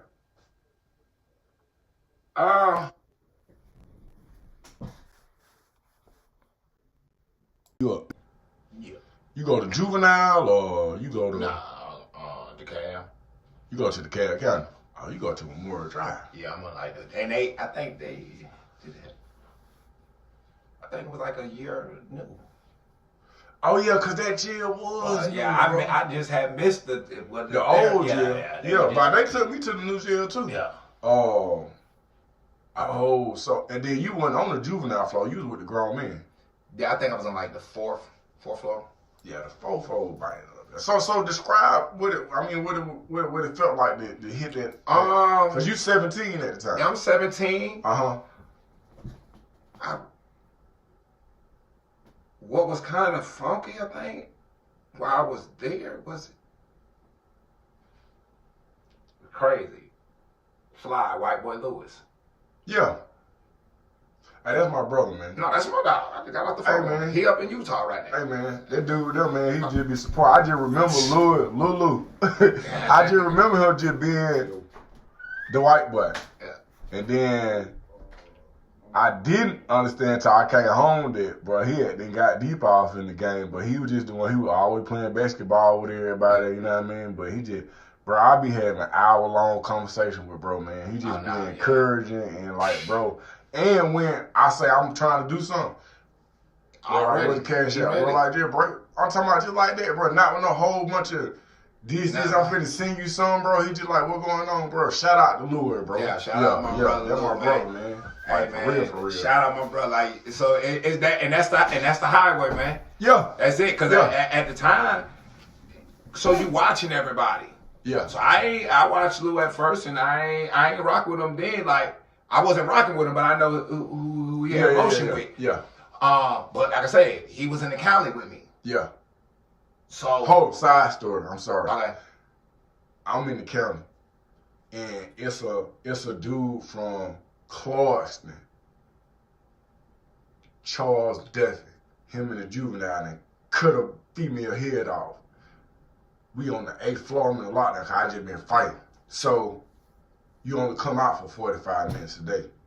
So Charles used to do this thing where he used to cut right there and cut right there, but he wouldn't ever cut his vein. So he do that, and then I come out for he say, Aisha, I'll tell the police how to cut myself. First, I don't know who shot it is. Yeah. I don't know who you talking to. You can't be talking to me. I'm Diane, son. My name. Fuck, I don't know what you got going on. You like, bet. So, long story short, went in home, boy, read the door. Then I hit the shower. Luckily, I didn't take my shower shoes off. I ain't get naked yet because the water got to heat up. Yeah. He done came out the room. He trying to shank me up. We get into it. Bro, they put it right back in the cell. Long story short, I got my flap open on the 8th floor. I ain't know about the doodle game. Man, it came with the cup. Man, I'm gonna go home so bad. I wanna go home. You don't even understand, man. I wanna go home so bad. Now, lo and behold, we go to court. You know, when you go to court, bam. So, I already know all these folks is from Central biting at the time. You see what I'm saying? I see Giovanni. Damn, what bro name? Damn, what's his name? I don't want to say the wrong name. I see a dude who used to go with Sharita. Damn, what bro name? But I said, bro, I got some animal stuff. He like, shit, what going on? Shit like that there, on some beef highway shit. She like, shit, what going on? But, and when he come in the cell, this is the Kool-Aid. This the dude who, he handcuffed, because you know you come in handcuffed like that. But I give him everything I got. Boom! Off the muscle. Shouted jet. Fire on the dude next to him. Boom! We done tore it down in that bit. I said, boy, it would be a beautiful highway. Hey, man, that thing was crazy. But, man, proceed with the story. So that's how me and Lou got tight. So Lou in there, you know, Lou, GD. Yeah. So, you know, and he in there letting them know. But everybody rocking, so I'm sitting back.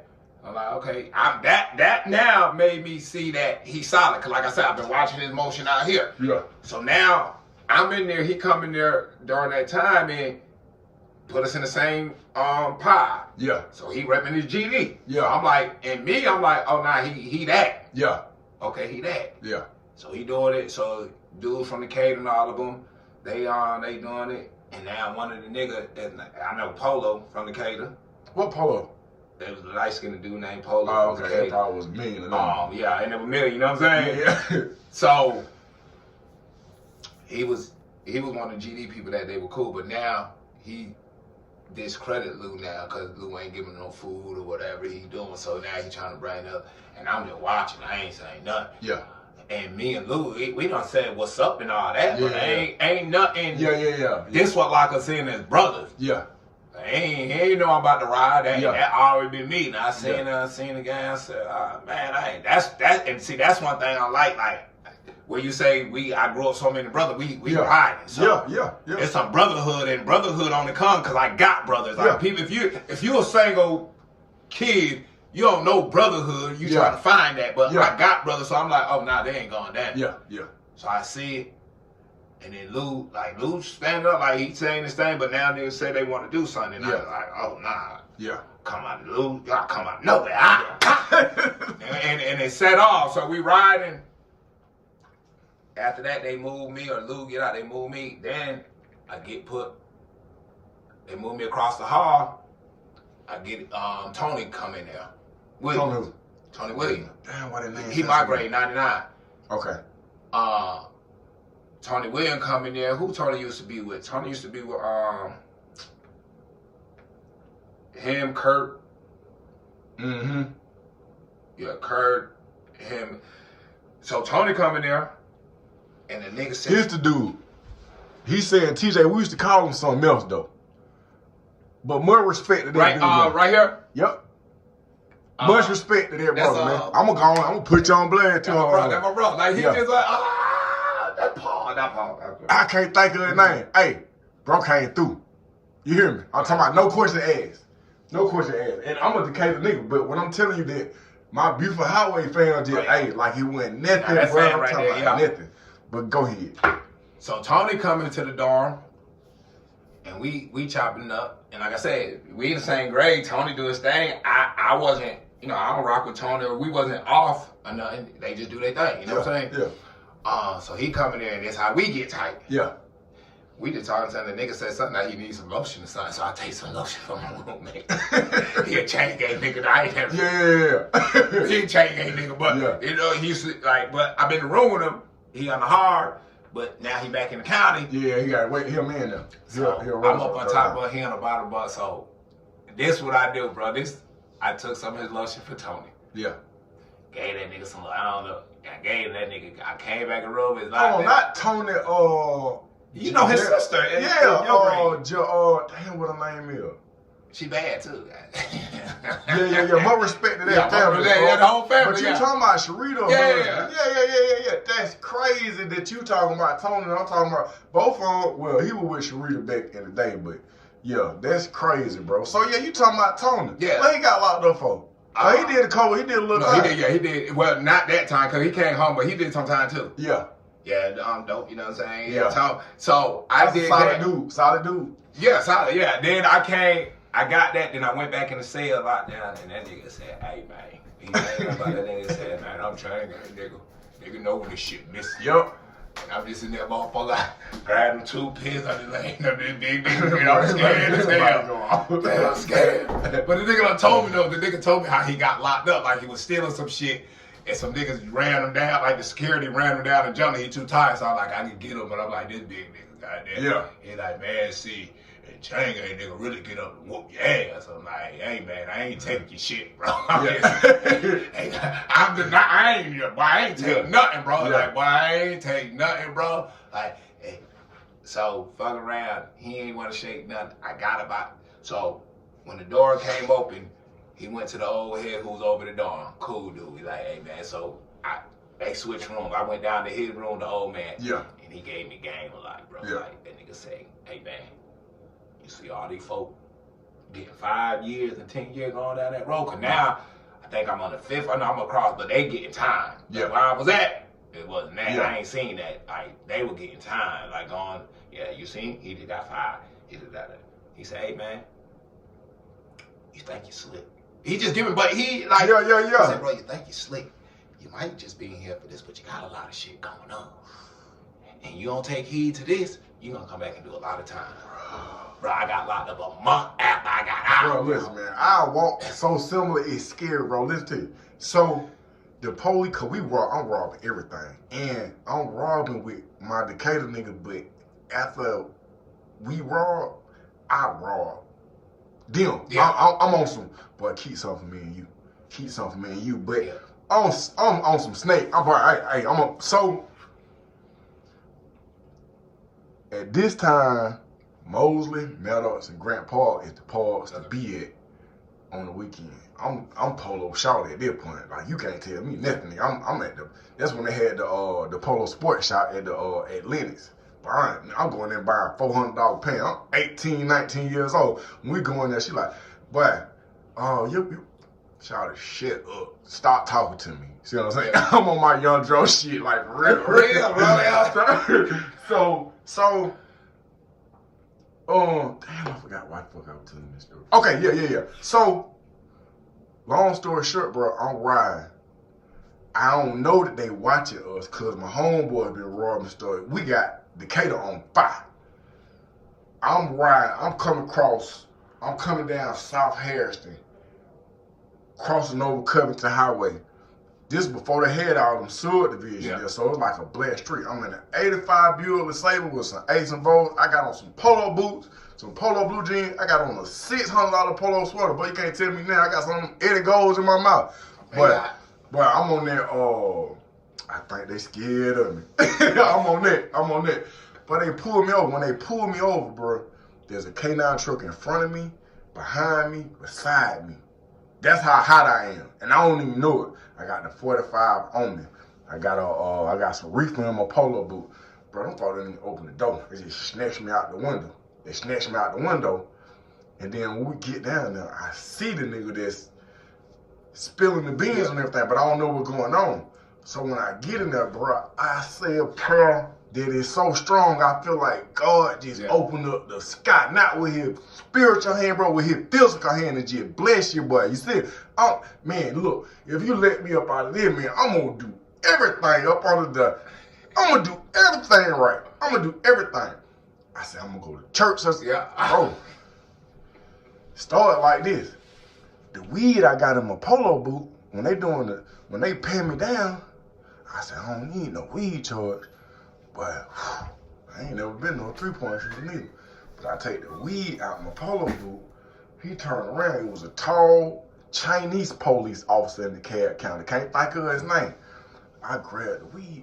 Whew, fall in the trash can. Nobody know nothing. So that charge, oh my God, looking out, but I born out. I'm supposed to go to church. Mind you, I'm still Bueller Saber in this thing. Mama said, you running church? No, I'm gonna come a little later, such and such. I'm ironing up the polo. Mom called. Mosley, Maddox, Grant. 7 days later, I'm back in that bitch for a decade. True story. True story. Proceed. Okay, listen. Okay, I can tell you when they release me. Yeah. I get out, go back to Cross Keys. What's your mindset when you go back to school? Because you'd have been. But this is the thing. I can't play football. But I knew, like, football over with. It was over with my 10th grade year because springtime, I didn't have the grades to play. Okay. So that's why, So springtime, after 10th grade year, I ain't had the grade to do spring training. Boom. Do open campus cross your mind? Because open campus was... No, it crossed. It only did when I came home because Coach Moti, he was the coach now. That's where I get Amp Fit from. The Creed, all that. Okay, so I don't know. So he left after Harris. Harris left 9th grade. After my 9th grade year, he left. Okay. Went to Stone Mountain. Okay. Coach T came over there. Okay. That's where the Amp Fit Creed come from. Wow. And he tried to get me right. He was like, bro, we're not gonna win nothing, but you're the one. Everybody around you, like, you say the Creed, because he gave the paper to everybody and said, don't bring it back. I'm gonna call somebody to say it. If I hear somebody who gonna crank up the team, that's their creed. They'll say it. Rasu told them folk to let me say it because I was practicing shit at home because I ain't know how to read certain words. Yeah. Fortitude, I ain't know how to pronounce at the time. Yeah. So I was reading that and crunk it up. And then he was like, at the end of practice, like, yo, let baby Congo say it, coach. And I said it, and then he like, yo, who say that? Like, oh, that's yours from now on. So that's how I got it. Wow. And he stayed on me after that. Yeah. So now he like, yo, he the one that said open campus after I came home. Yeah. Sent letters. It's crazy. When I blocked at that summertime, he sent letters in there, like my 3 offers I got. Like, wow. See, you messing up. So when I came home, he like, you gonna go to open campus. So I come up to the school. Right. He said, look, you need to go to open campus so you be ready. He said, so it's October. I get out for a couple till he kicked. I was the water boy, or but you was still. I'm still on the team, but I gotta post up. I remember the second game, the second game I went to, they were getting whooped at like the game. So it's halftime. I'm walking back to go in the locker room. They getting whooped. I go to walk in behind coach. That nigga turned back. Get the hell out of here, slammed the door on me. Boom. And gave the whole lecture. Like, I hear the shit. See? Our fucking best player. His ass went out there. Like, and y'all, like, he just gave it all around me, like, being like, because of Creed, you know, cowardly, like, you know, he said he just gave it on me, like, and we got the best, like, he can't even come in here, like, it reversed all of me by these niggas quitting. Yeah. So then I leave, but after that, my little brother got shot. They tried to kill him, Brownside locals. Gangs. There's a Mexican, man. November 15. So look, so November 15, so I came home October something, so by November 15, he got shot. All in the news. I'm saying, but why though? What happened? So And if set you tripping. can't talk or if you can't No, set tripping.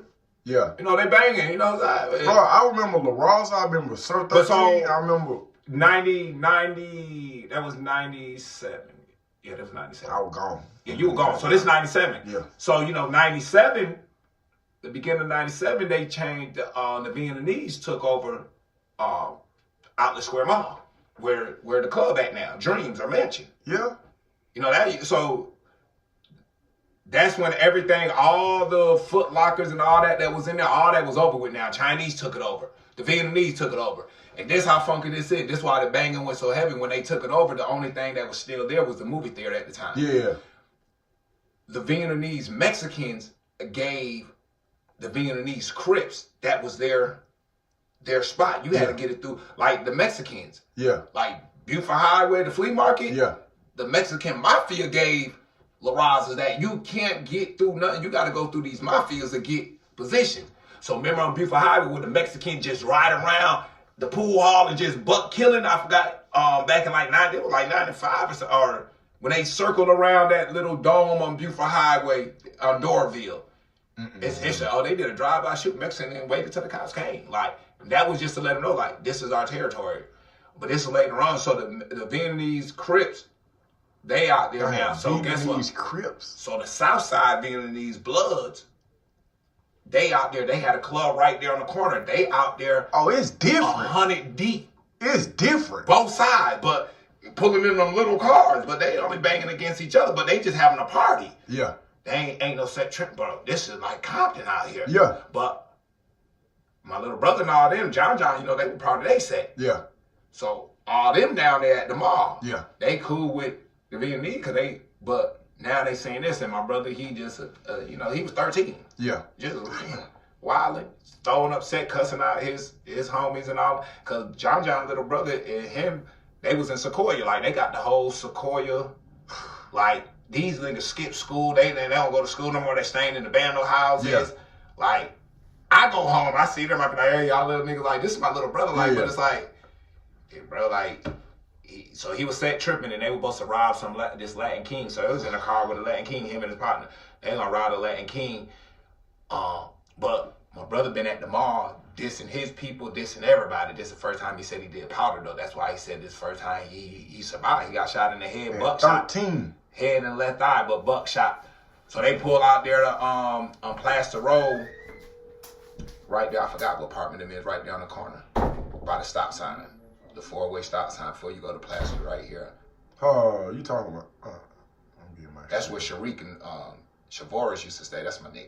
That's Shavoris there. Oh, where the hell is Plaster Road? Why can't I get Plaster Road? You ain't talking about by St. Pius.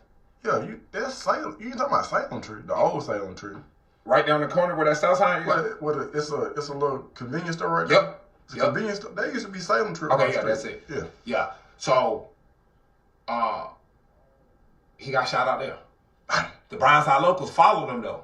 But he about to rob this Latin King. They follow him because he been over here set trimming. He don't even know they follow. And they follow him and they pull behind him and he turned around like this because they like a car behind him. They turned around and they shot in the car. Everybody else was down. And so that happened November 15th. I was out there robbing then. Look, get home. I'm robbing. Like, this became a job now. Like, yeah. So it's like, we were going to a party that day. It was November 15th. We out of school. My dog, you know Johnny? The name sounds familiar. You know something. Mobile. I had to see it. Okay. So we were going to a party. So I was robbing with a Mexican.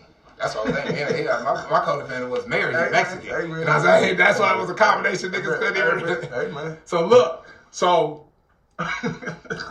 me and this nigga out here on 400, bro. Oh, y'all wow. But they just brought the mart over there. Yeah. But we over there and we hit a McDonald's. But the whole thing, how we hit the McDonald's, this 400, we don't know how we hit the McDonald's. It's like, he's the Mexican. He orders. Yeah. Once he order, I get out the car. Yeah. I pull up to the drive. I used to work at the McDonald's on Brookhaven too. Yeah. I know the whole. I pull up to the drive-thru window. I said, bro, once you head out to get the money, they're gonna open the thing. I'm just gonna hey, and grab the whole tip out. Yeah. And try to swipe the hundreds if there's some hundreds on the thing. They like, cool. But when I did that, and I played it off like, shut the fuck up, Mexican, like, you know what I'm saying? Yeah. He played, oh, me don't know no English. Yeah. But when they did that, the girl pressed, it's 400, Sandy Spring, Alpharetta. They pressed the thing where his tire, he can't move. So I gotta leave now, because he's gonna just pull off. I'm gonna meet him right over here at this. That ain't happening now. So now, what the hell? So now I gotta run. So I run, hide in some bushes, and just sitting here. It's caught flying all of 400. That's bad. It's dark time though. It's dark. It's caught flying. I said, oh shit. I'm looking. I see a MARTA bus coming down the road. I said, I gotta get over to that. You got money? Did you get the money? You got the money. Okay. Got the money. I gotta get over to. I see a bus stop and I see it go over by this car wash by the dump. I gotta get over there. I gotta get home. Yeah. Make it over there. Get on the bus. Get home. All that stuff. Get home. No, put it this way. I ain't gonna get on the bus. It's a dude. Well, when I jump, it's a dude at the bus stop. I'm standing behind the trash can waiting till the bus comes down. You don't want to stand on the street. Yeah. So when the MARTA came and I run down and the dude get on the bus, I literally had to stick my hand to the door. Yeah. He opened up. I get in. I don't know. I got my starter, my Sonic starter jacket on, all that stuff. I don't know. I got leaves all in my head, all on my back. Yeah. I don't even know. You don't even know this. He's standing there. I don't know if he the folk, but it's so crowded, number of white folks. I have to sit by him. I'm just scared of the motherfucker. And nigga say, I see why I missed the bus now.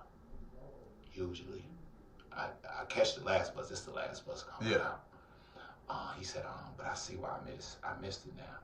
He said, you might want to get that out of your hair, and I'll talk through this. He said, knock your thing too. In my head now, I'm just that hard right beat, to boy. you got the right to remain silent. That's all they keep saying in my head. Like, don't say nothing. I ain't said nothing yet. Yeah. I'm just stupid. Right, you have leaves in my I'm just head. Right. I ain't even look at him yet. Yeah. Nigga say, he said, yeah, man. He said, I used to do just what you was doing. I changed though. He said, I'm about to go to church. He said, man, I just wanted to let you know what God told me. Like, hey, man, he laid you on this one. Next time you gotta lead yourself. I ain't said nothing yet. He said, hey, man, I'm about to go to church. He said, what's your name? I want to pray for you. Guess what my dumb ass said? Tamir Chester. And when I say that shit out loud, the movie's like, you know you done fucked up, right? I'm like, what the fuck did you do? You know you done fucked up, right? You got the right to remain silent. That's all I'm saying in my head. Like, bro, you just gave this nigga your name. Like, this is why I say people don't, bro, don't do shit. Like you say, stay home, bro. Yeah. Like, cause we think we were doing it. We think we got it, bro. Like, nah, your mental, like, you ain't matured yet, bro. You ain't slicker than you think you is.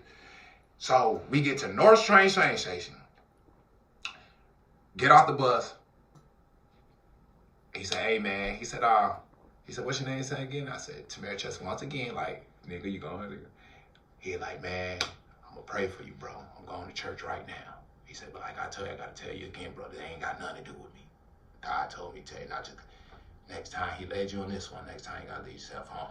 Oh, but what he say? He said this, he said, do you think, he said, I see, whatever he said, I see that you got your buddy, do you think he going to tell? I was like, boy, he was saying a lot. Yeah, I said, nah. But I gotta remember that because I'm like, nah, but still in my head, bro, you got right to remain silent. But when I got on the train station from North Spring and Lindbergh, black dude. When I got to Lindbergh and switched back over to go to Buford, now I'm on that goddamn with gangster patty shit back on the highway. I done got my getaway clean. Now I'm crunk up. Like, they don't know what's up. Now I'm effed up. I say, but they got you, boy. No, so that's what I think, because he said that. Now, when I get off the bus, the MARTA, my bus stop riding, and walk over to my house, why do I see a Ford Taurus in my driveway? with the lights on. I said, them the folks, I know that. I creeped around the house, went to my side of the window, was about to walk upstairs like, nah. Went to my side of the window and heard my sister say, Ma, don't, like, you can't stress that. He gonna be all right. He just need, God just teaching him something, da-da-da. Mm-hmm. But me and my brother sharing the room at the time, my little brother. So I don't know. The one that got shot. Yeah, so I'm like, I say that, I'm like, bro, I hope that son got to do with my little brother, not me. But I'm still like, yo, these are folks I know, bro, they ain't tell. Yeah. I'm listening to, I'm hearing what, so I know, bro, they ain't tell. Like, boom. So I fuck around, go down to, I leave there, go down to the outlet, get on the payphone, call my bro, he don't answer. Leave, call his sister. She said, nah, I thought y'all was together. And she don't know, nah. Wait right there then. Boom, here come Mary, he and Johnny. They pull up in the car. So my co-defendant and my partner who was waiting at the house, he like, bro. So they jump out of the car. Johnny said, bro, you gotta tell him. And Mary said, man, I can't tell him. And then Johnny like, man, they just smoked your brother. Like, what? So he said, they just smoked your brother, fool, just like the movie. So I'm thinking he dead. So I look, I'm like, damn, you just put that shit on your brother. Cause I was like, I hope this shit got to do with my brother. And I'm like, oh, shit. And then only thing, like I tell niggas, it's the movies, dog. Only thing, Ricky, I go all night. That's the only thing, like, it darn like, bro, yeah, they just smoked your brother, dog. I just like, Then we jumped in the car. They were like, he had North Spring. So now we go up back to my house. Yeah. I'm in the car. I'm crying like a motherfucker all the way up to the house. Crying in the car. They get out, or Johnny get out. I'm in the car crying. My sister come out. My little sister Camilla come out and was like, yo. Camilla saying, come out. Like, yo, why you crying? I'm like, man, what the fuck you mean? Like, why you crying? My older brother and sister, she was on the phone with them. Like, they said, you gotta stay strong, cause homie about to nut up. My mama about to nut up. I'm like, man, I don't give a fuck. My brother dead. They don't know. No, this is what I tell my sister, cause my brother, I said, my motherfucking brother dead. I don't give a fuck. And my sister said, hey, your brother, Hassan ain't dead. Then you hear my mom, who dead? Who dead? Coming out the house, who dead? Now I gotta, wipe that shit off. Oh, he ain't dead. Like, now I'm like, who dead? Ain't nobody dead. Ain't nobody saying nothing. Like, what's up? And I get back like, what's up? Hey, your brother, you at the hospital? You got shot? All right, let's go. And we went to the hospital. Hold on, where your bus partner? Where the Mexican at? No, he with me. So now, okay, so I get in the car with him. My mom get in the I get in the car with the same car that y'all was just robbing in. No, he don't get it.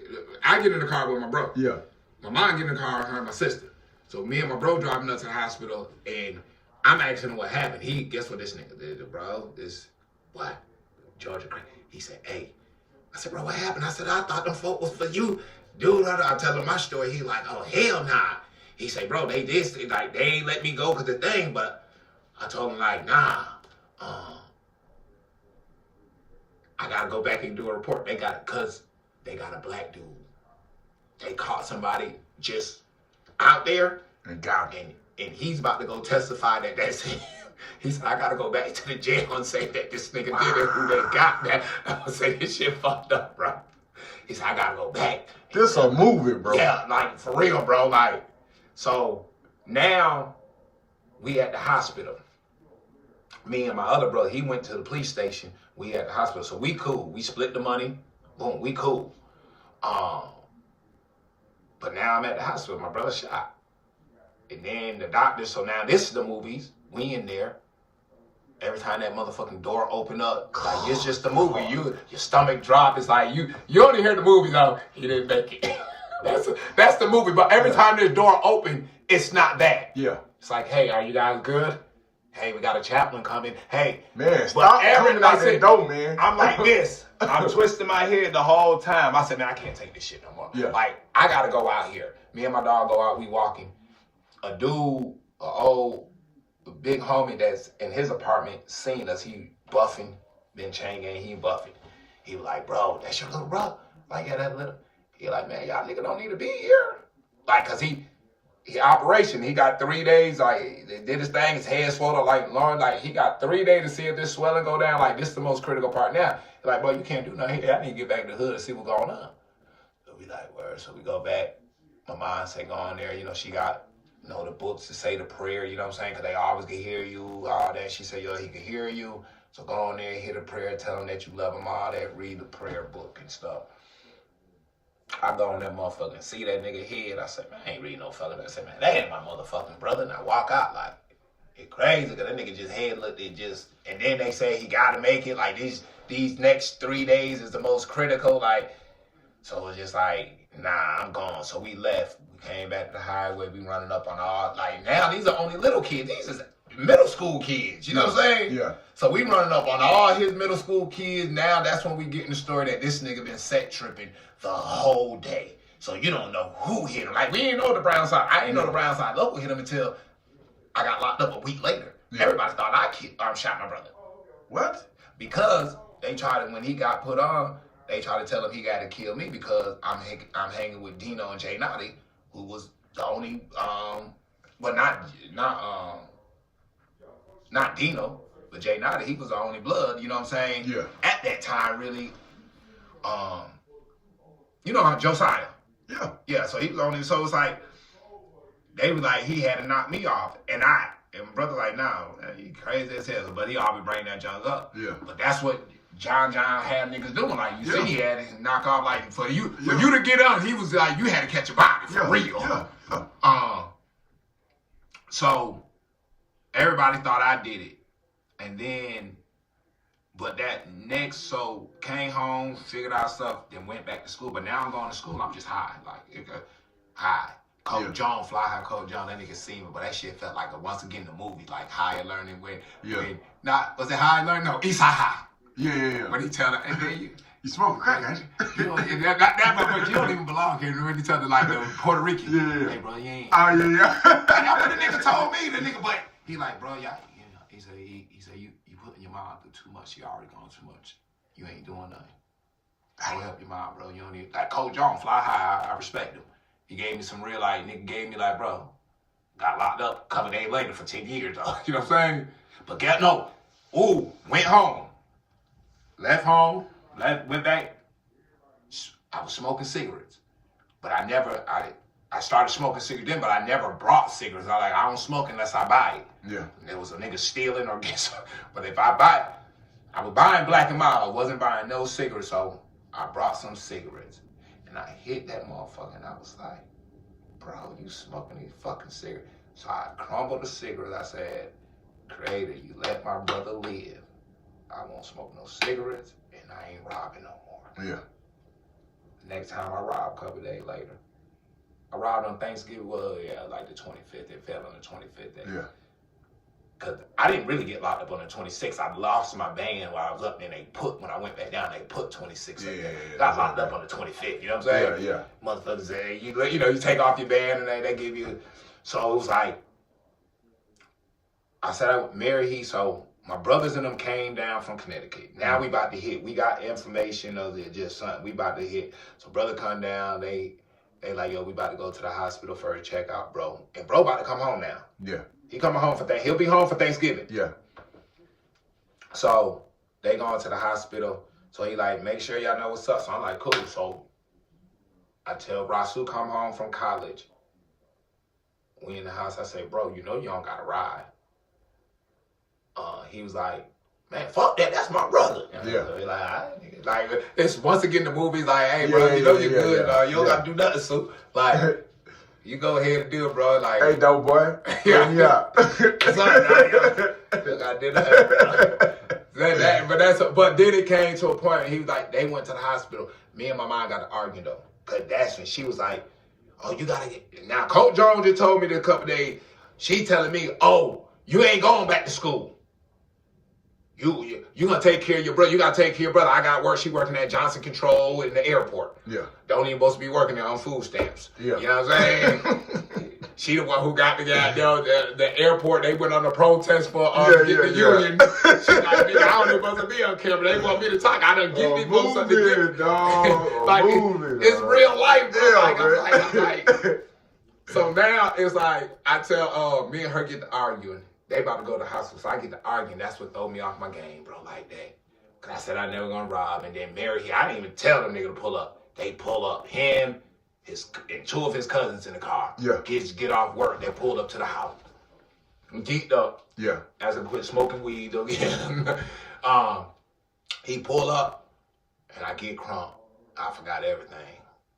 But then we had this on North Druid Hill, on North Decatur Road, it's this liquor store. And we were planning to rob that. But it's Thanksgiving time, Christmas time, and we pull down there. It's a whole bunch of cops. Like 4 cops sitting across the bank. I'm like, damn, why they cops so hot? Not just forgetting that it's holiday season, bro. You know they out here. Oh, yeah. It's so we leave there, but the liquor store is still there. And it was a sweet, we marked it out, it could have been hit. Yeah. We leave there now, like, all right, Muppet, go home.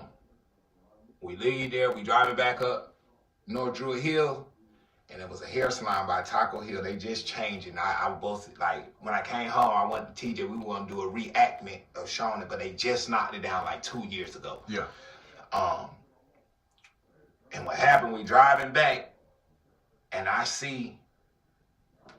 we driving back on North Druid Hill, and I see somebody come out a side door and walk. And when I see it, but they got blinds on the front window, so you can't see. They come out the side door. I said, bro, pull up into that gas station. It was Shell. Pull.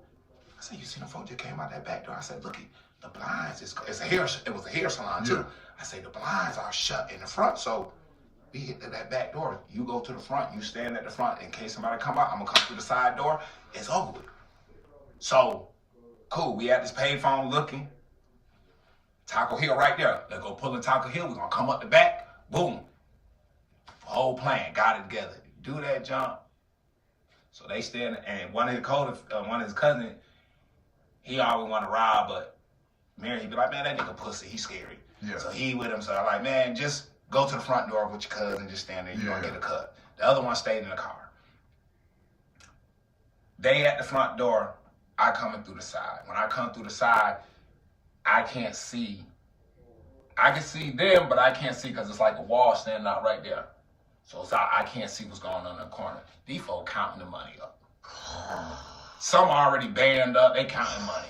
I can't see it, but all my and these niggas on powder, and I told them, I don't do powder. Yeah. Never did it. Yeah. But I used to be drinking and stuff. Yeah. But I told nigga, because Mary here started, we Subways, and he want to hit a nigga with the cash register with a knife in their hand, like open the shit and geeked up. Yeah. So I'm like, bro, we sober when we do shit, bro. Yeah, right? But they before we went, they in the car. Hey, you want to hit? Like, nah, bro. But I'm sober. Bro, I got to take a commercial break, because I swear to God, bro, I have snorted powder in my day.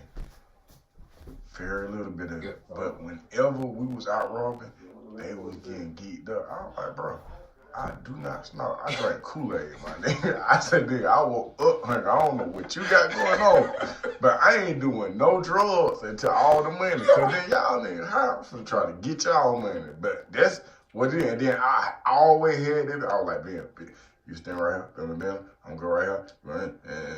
That's it. That's it. And we're going to be good. But proceed. Bro, so they do that, bro, and we go. So my dog just like that. He just doing this slow motion. I just see. So I come around. All right, it's a stick. Everybody get, these folk got the money. I just see. So I just go, everybody down on the ground. They just drop all the money there. I got the starter, just sweating all of them in my thing. Boom. Hairstyle of punk try to run. That's why we got 2 armed robbery, because my co-defendant ran him down, beat him up, took his wallet. So they go to second armed robbery. It was like 7 people in there, so they gave us 2 armed robberies, 7 aggravated assault. Now, you know how they do with you only get every cash register was an aggravated assault. Yeah, like so that happened, but everything's so quick. We do that quick, out the side door, gone down the hill. But mind you, when we gone, remember I said people had walked out first. They just went back to the trash. Yeah. We didn't know that. So, but when we're running out, they heard what was going on. So when we run it out, they're down. But when we run out and we're laughing, they say, "Ah, that made me just look." But we run down the hill. Yeah. Not no, but later on, like, "Oh yeah, they were the ones who came out back." Went down the hill. They don't know what car we're driving, nothing. Get in the thing. Now we cool. Get in. But his car is a Mustang. It's white. He had an accident, so the roof, the hood is black, and the one side is like red. Or whatever. Easy to describe. Easy to describe. But they don't know no description or not yet. We come out of Taco Hill. Right here, you go this way, you go back that way, and you're gonna take that right to get on Northwood Hill. So we turn, but when we coming out, we listen to our miss go, "Here I go." That's my shit. We crunk, in the window, they don't know. At the stop sign, at the light, it's ours about to turn yellow. When we drive, it's about to turn yellow. It's turning yellow. I see a police car. It's right here in the word feeling in the word. So the police car like this, but they at a red light. We turning. He's on it. When we turn, I say, "Bro, it's a red light. A police on the corner. Just go straight across." A nigga don't. And that's the powder. That hunted me for a minute. I had to get over that. He whipped that left so fucking hard. I didn't even know it was a light, like how the flashlight. Yeah. That nigga hit the light right here. And boom, a flashlight. He just hit it. Now we here. So I'm like, bro, he just hit the light. So now, fast forward, he got a call just came in. We just got robbed. They didn't have a description. Now they got a description just because of this wild ass turn we just did. On yellow. And he just sitting there. He just hearing the car. It ain't even came yet where he's hearing the car. He get a description. We riding down. I'm like, usually I get out the car to this, but I'm like, ain't no way I can get out like this North Druid Hills. Like, yeah. I gotta at least make it to Taco Bell. Yeah. Open campus down there. I guess when we get over there, once we get by Taco Bell, a sedan, he's an undercover, and later on he's a retired undercover cop. Retired. But he still got his scanner. Good old dude. When we drove by that, he was at Taco Bell. Only way I know he was somebody, he cut the damn car off that was following us. And they beat the horn, but made me look. But I'm still looking back like this, because I'm looking for this policeman to come. Yeah. But he ain't came, because the description done came, and he say, "I'm here at Taco Bell." They're just waiting for the car to come by. He got behind us. He cut the car off. I say, "Bro, now we had to get on the highway, dog." Yeah. This nigga get on the highway. I said, "Bro, this truck is following us, bro." And they threw their high beams on and took it and put it back off. They following us, bro. I said, "Get on the highway." He get on the highway. This nigga's going 45 miles per hour. I say, "Bro, you have the speed." Like, just to merge on. I'm like, "Bro, you have." Then it's an 18 wheel. I say, "Bro, speed up." I said, "This truck following me." I say, "Just speed in front of this truck. Get in the middle. Go slow. Get in the middle. And the speed, he gonna have to make a decision now." Yeah. We do that. He do that. That nigga come around and speed up. Now we go past, like, Claremont Road. When we get back Claremont Road, once we get past that next road, what it was, I forgot. Boy, them folks on the exit. They on the exit. I had boy, they on the exit. It's over now. We can't get off the exit. Go. We get off at Plaster Road and take that and get on the exit, bro. He surround, and yeah, locked us right there and I couldn't look. I'm in the back seat. It's a 2-door back seat. You stuck in that motherfucker. Stuck. And that's no hopping out. I'm down you got on foot anywhere over there. Man, that's right there. But I'm this is turtle, nigga. I'm in the sewer. But then it was gonna be crazy because now once they just did that, niggas waited. Like, they're following us for that time. They already had a bluebird up in there. Like, once they pulled us and did that bluebird came, but then it went off. I was like, oh, it just stood right there. Then now we right there on the access road and the stop sign, all right there, blocked off. I say, dang. Hey. That man said, "Get out there." That was scary because these niggas, like, they so geeked up. But he like, "Hey man, we didn't do nothing. Everybody good. Everybody good. We didn't do nothing." I'm just like, they like, "Get driver." I'm scared. I'm thinking about the movies, like, set it off now. I just want to get out the car, bro. Yeah. Y'all niggas tripping, y'all high. Like, it is what it is now. Yeah. So why? His cousin in the front seat, like, "Man, I ain't going." I'm just like, I'm trying to put my hands out, like, "Hey, let me out." Yeah. Like, I didn't want to get out because we about to die. Yeah. Like, I was thinking to set it off, bro. Like, it's movie. Yeah. So finally we get out. We get put on the ground. And all I remember, the motherfucker ran up on me with that shotgun and I'm down like this. And motherfucker, don't choke my eyes. I said, Lord, I ain't moving. Please, Lord. Please, Lord. Light this up. You done made it back to a safe area, but it ain't safe no more. No, it ain't safe, bro. Like you said, if I just could have got out the car, I'm gone. But sucked it in, man. And now, so we get locked. So now this is what we find out. So they put me in a car, put everybody in separate cars. All the cops. So it's 4 y'all. It's 4 of us. Okay. All the cops now they're at my car. They're laughing. They like, bro, they just, yeah, we got it and gone slow. So now, boom, here it goes. They come at me because when they run my name, they've been looking for me to ask me questions about my brother stuff. Okay. And that's what I've been dodging too. They wanted to ask me, and I'm like, nah. So now here go their conversation. Hey man, what's up with your brother? Like, what's going on with your brother? Like, asking me why I'm in the car. I'm like, bro, I don't know nothing. But I don't say I don't know nothing. I say we trying to figure out what y'all know. Like, we don't know nothing. You know what I'm saying? So that gets me to talking. They ain't even talking nothing about the robbery yet. So we riding over They go there. all the way left field on you. Get to the cab. They do an interrogation, but the interrogation ain't nothing to do with the robbery first. It's the detective coming. That's a strategy. That's a strategy. Yeah.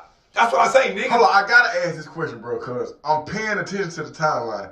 Do the dude on the bus have anything to do with anything? Nope. Okay. Because in my mind, bro, I thought that, but if you was telling us, like, on the movie, that'd be, because the listener or the viewer, I'm waiting on this dude because you told that dude your name 2 times. And he said he was going to pray for you. I'm thinking that he didn't call the police. But he cleared. So, remember I said my co-defendant cleared when they came and picked me up. And he was like, oh, no, they was somebody else. Like, so now, with your co-defendant for the Mexican dude, is he with you on this robbery? Yeah. All right. That's my only one. Like, it's me and him. I ain't robbing nothing by myself. Yeah. It's like me and him. You know what I'm saying? Who's the detective that was over your case? If you remember. I just remember Detective McCain was on my case. I don't even remember. And the DA was the same DA that was the lawyer for Young Thug. Okay. Yeah. Like, I don't remember who was over. I know even, like, when they started talking to me, they talked to me about my brother running that, getting me to talk, like, I don't know, like, where were you that night, though? Stuff like that. Because that's the same night that you did the... Yeah. But that was in North Springs, so they wouldn't know nothing about that anyway, you know what I'm saying? But they still wanted to know where I was, like, asking that and getting me to talk. And then when they hit me and said, they lied, they could lie. Yeah. And that's what they lied and told me. Oh yeah, man, they only doing 5 years, man. You ain't gonna even do 5 years, That's robbery. You finna have armed robbery. And I didn't admit to it until cause they came up on the 6th floor. They put me on the 6th floor, and they came. So I was fighting a little bit. Yeah, I was on 6th Southwest.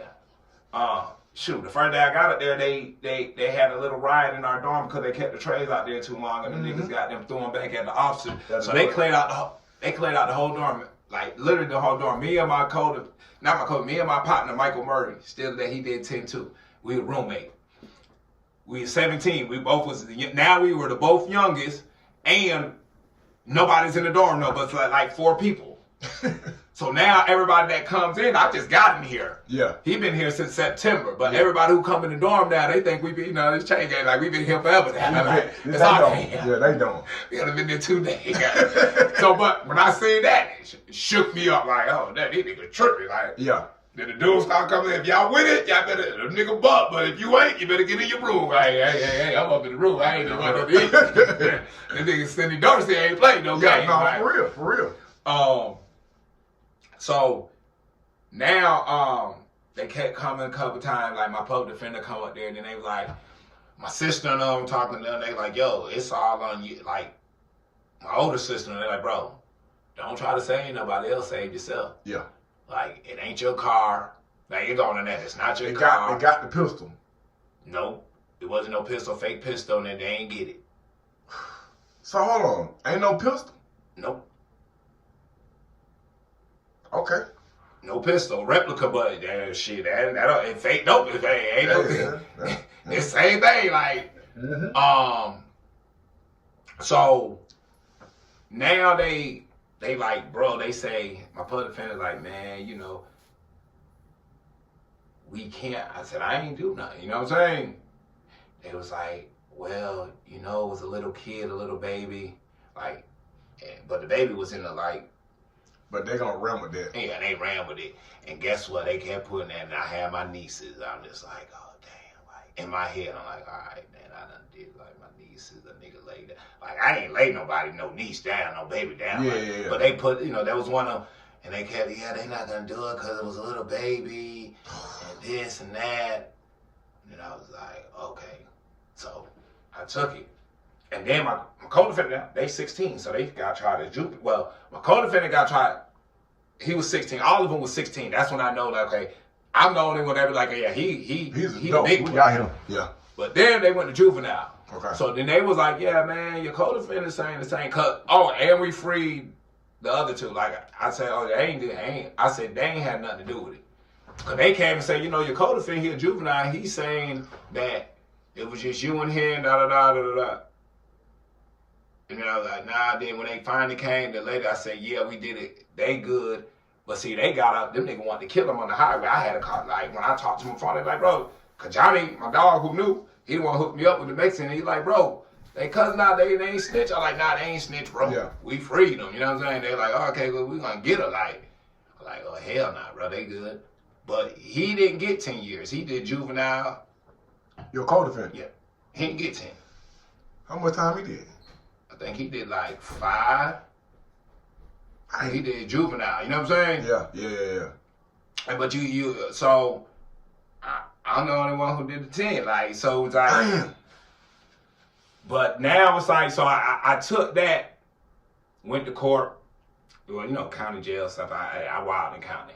And that's the whole thing too. Like, even county, like when you say what you did, I don't think, like I said, the shit was scary.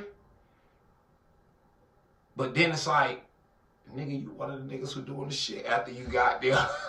you got all the niggas going there robbing the white boys in the Mexican for they score. Like, you're the one. Like, and I'm like, damn. But inside it's like, oh, now I'm on this island by myself, nigga. Like, I guess, and I'll tell you this, that when I say scary, keep that nerve in you. Like, bro, this shit, like, oh hell, nah, these niggas.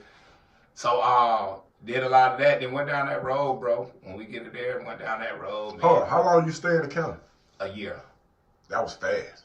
Yeah, so I got locked in November, went to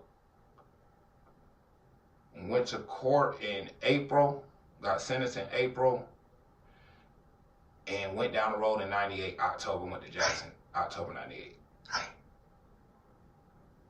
Yeah. The crazy part is, we went to Jackson around about the same time, because I got locked up in 96, but we were going back and forth to court, and I had to crunk the jury up.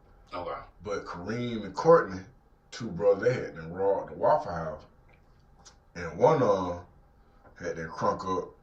You know it's a mandatory 10. Yeah. But when you crank that jury oh yeah, you know that 20.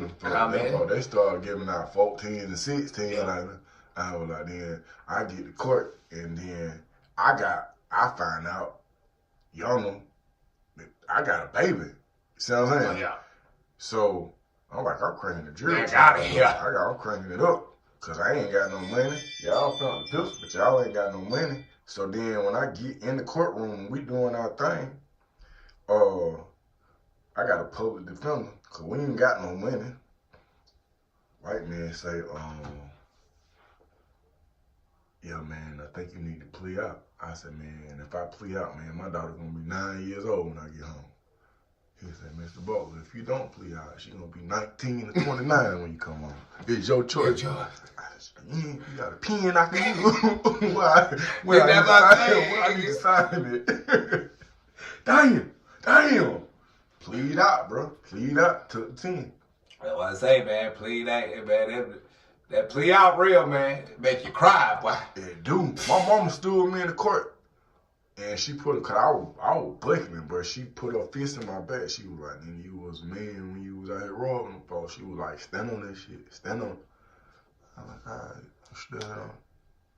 I don't like, but I hadn't did about 2 or 3 years in the county, so I'm like, "But go ahead, this your story." So you leave the county in less than a year, and you go to Jackson. You go to Jackson. How is Jackson when you get there?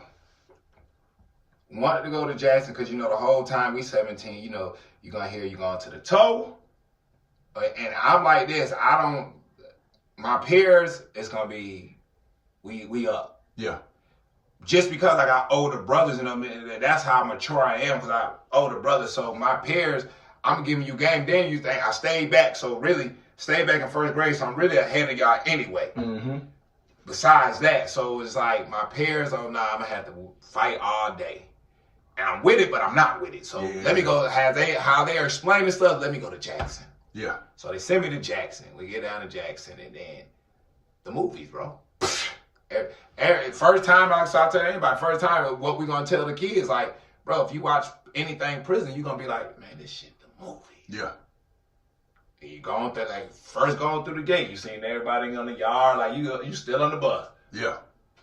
But they don't show you that shit by, hey, stand toot, butt ass naked, and they don't show you that part. You got all this, cut the hair off, everything. That's different. And give you this soap. It ain't even soap like I don't know what it is, bro. You feel like they don't like do some slave. I like, bro, this some slave shit. Man, this ain't right, man. Now that's when life, but they say you come a slave, so I understood this. Listen, bro, when you in there with 200 butt naked men, bro, and another man screaming at you, telling you, to do this and do that, and squat and cough, and you bathing in front of you, cutting out, man, bro. What? And then you got the folks who going home and the trustee just sitting right there looking at you. And you look like it's gonna be a long time for us. Around here. Oh, good. Oh, that white man say, man, y'all coming to the world and coming like you came in.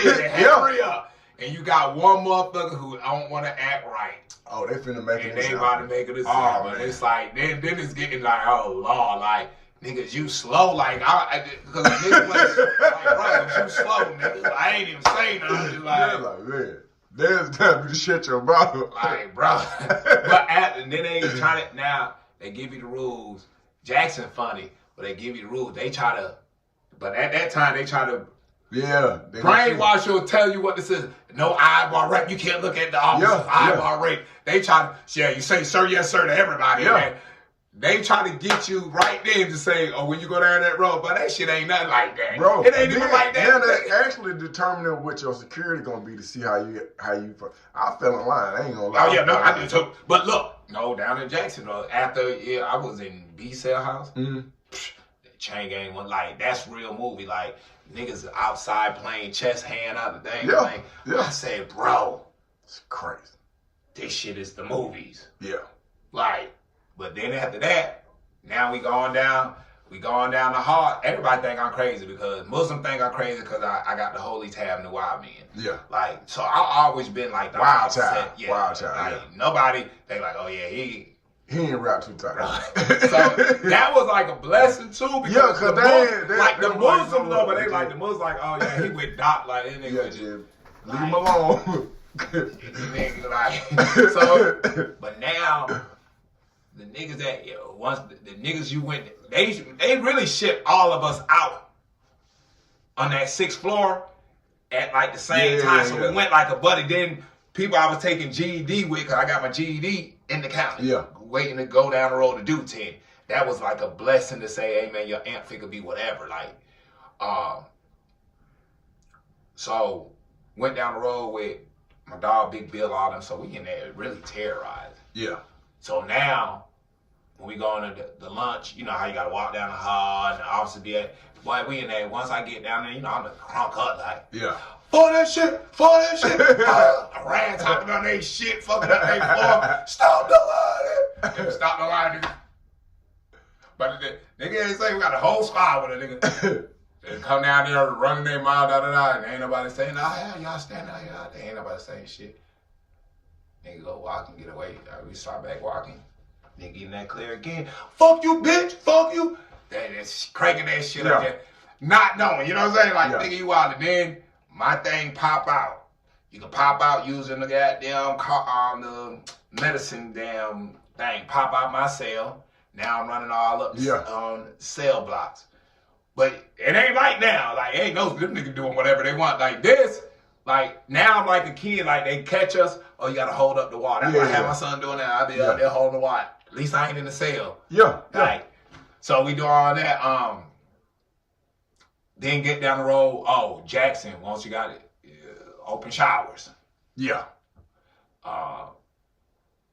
But what messed me up then, everybody in the cell house, if it's a male, all these niggas standing butt naked to get their piece of soap and wash. If it's a female, these niggas want to put on that little skirt. I'm like, and so in my head, I'm like, man, these niggas gay like.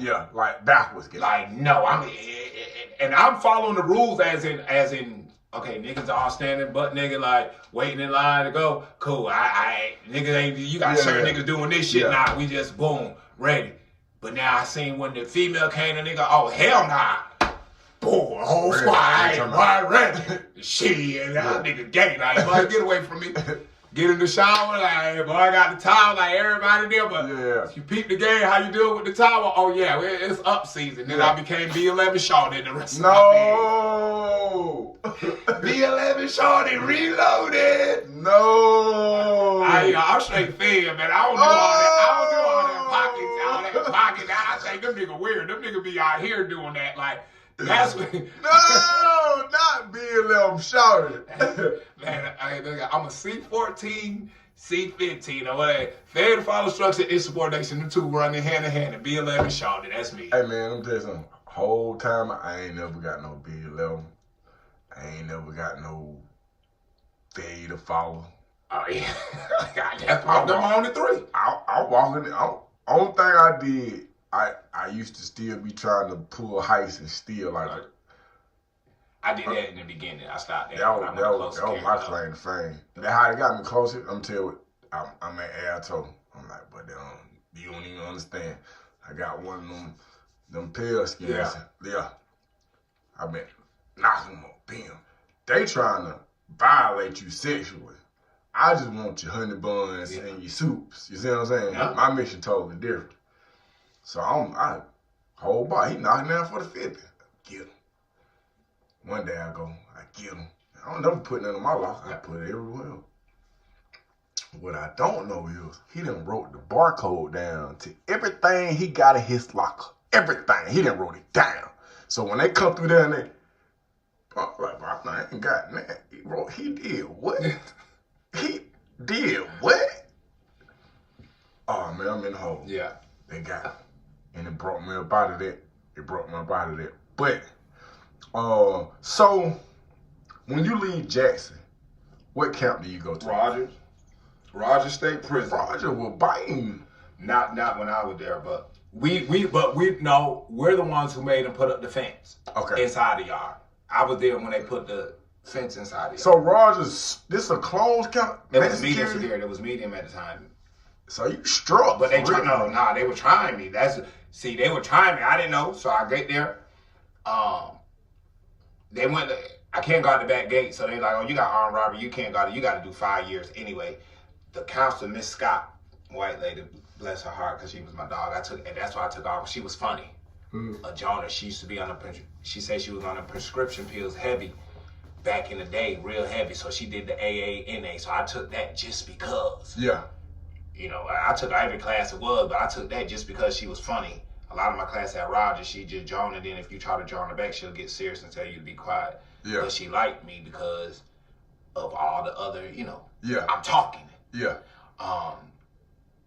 So she like, yo, you can't go out the back gate anyway. You got to work at least 5 years and get your security drop. Bro, this is the crazy part. I just talked to Count. One of my big homies came in. He did 16 years. He did 8 of them in county cap, bro. Going to a county cap never crossed my mind, bro. I tried to go at the end. They wouldn't let me. Bro, it never crossed my mind. I never even, like, I'm an Alto baby. Like, I'm just like, bro, I never got a sweet detail, bro. All of my details been pot sink. That's pot. No, that's me. I'm the pop man. And I'm gonna tell you what my escape was. Education, bro.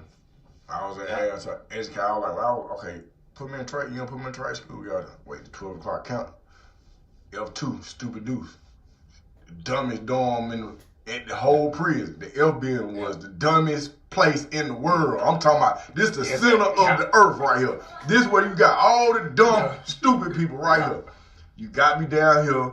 You sent me down here to die. I ain't gonna die. I ain't dying. I said, but I ain't washing no more pots and pans. So 12 o'clock, 12 o'clock, everything stopped. I said, this is my idea. I'm gonna go to the front door and I'm gonna fall out. Go to the front door, I fall out. It's a nigga from my hood, Farouk. I don't know if you remember Farouk. Yeah. Farouk the dope man though. But he the homie, cause he on some beautiful highway shit. Him and Twan, him and Twan, them the little homies, cause I'm like, they like beautiful. That's who got locked up Olympic time for. They got locked. That's who got at the MARTA station. Yeah. Yup. Oh. Yep. They got locked up right before me. Yup. Farouk the homie, bro. Farouk the homie, bro. Like Farouk, but they had dope the whole time. Farouk Thomas, bro. So we kind, you don't just come to F2. You have to work your way to F2. I'm with your boy with the bullshit. I'm with it. So get to F2, I fall out. When I fall out, look in Farouk though. Farouk so stupid, bro. I'm falling out, nigga. I ain't saying nothing. My face straight, everything.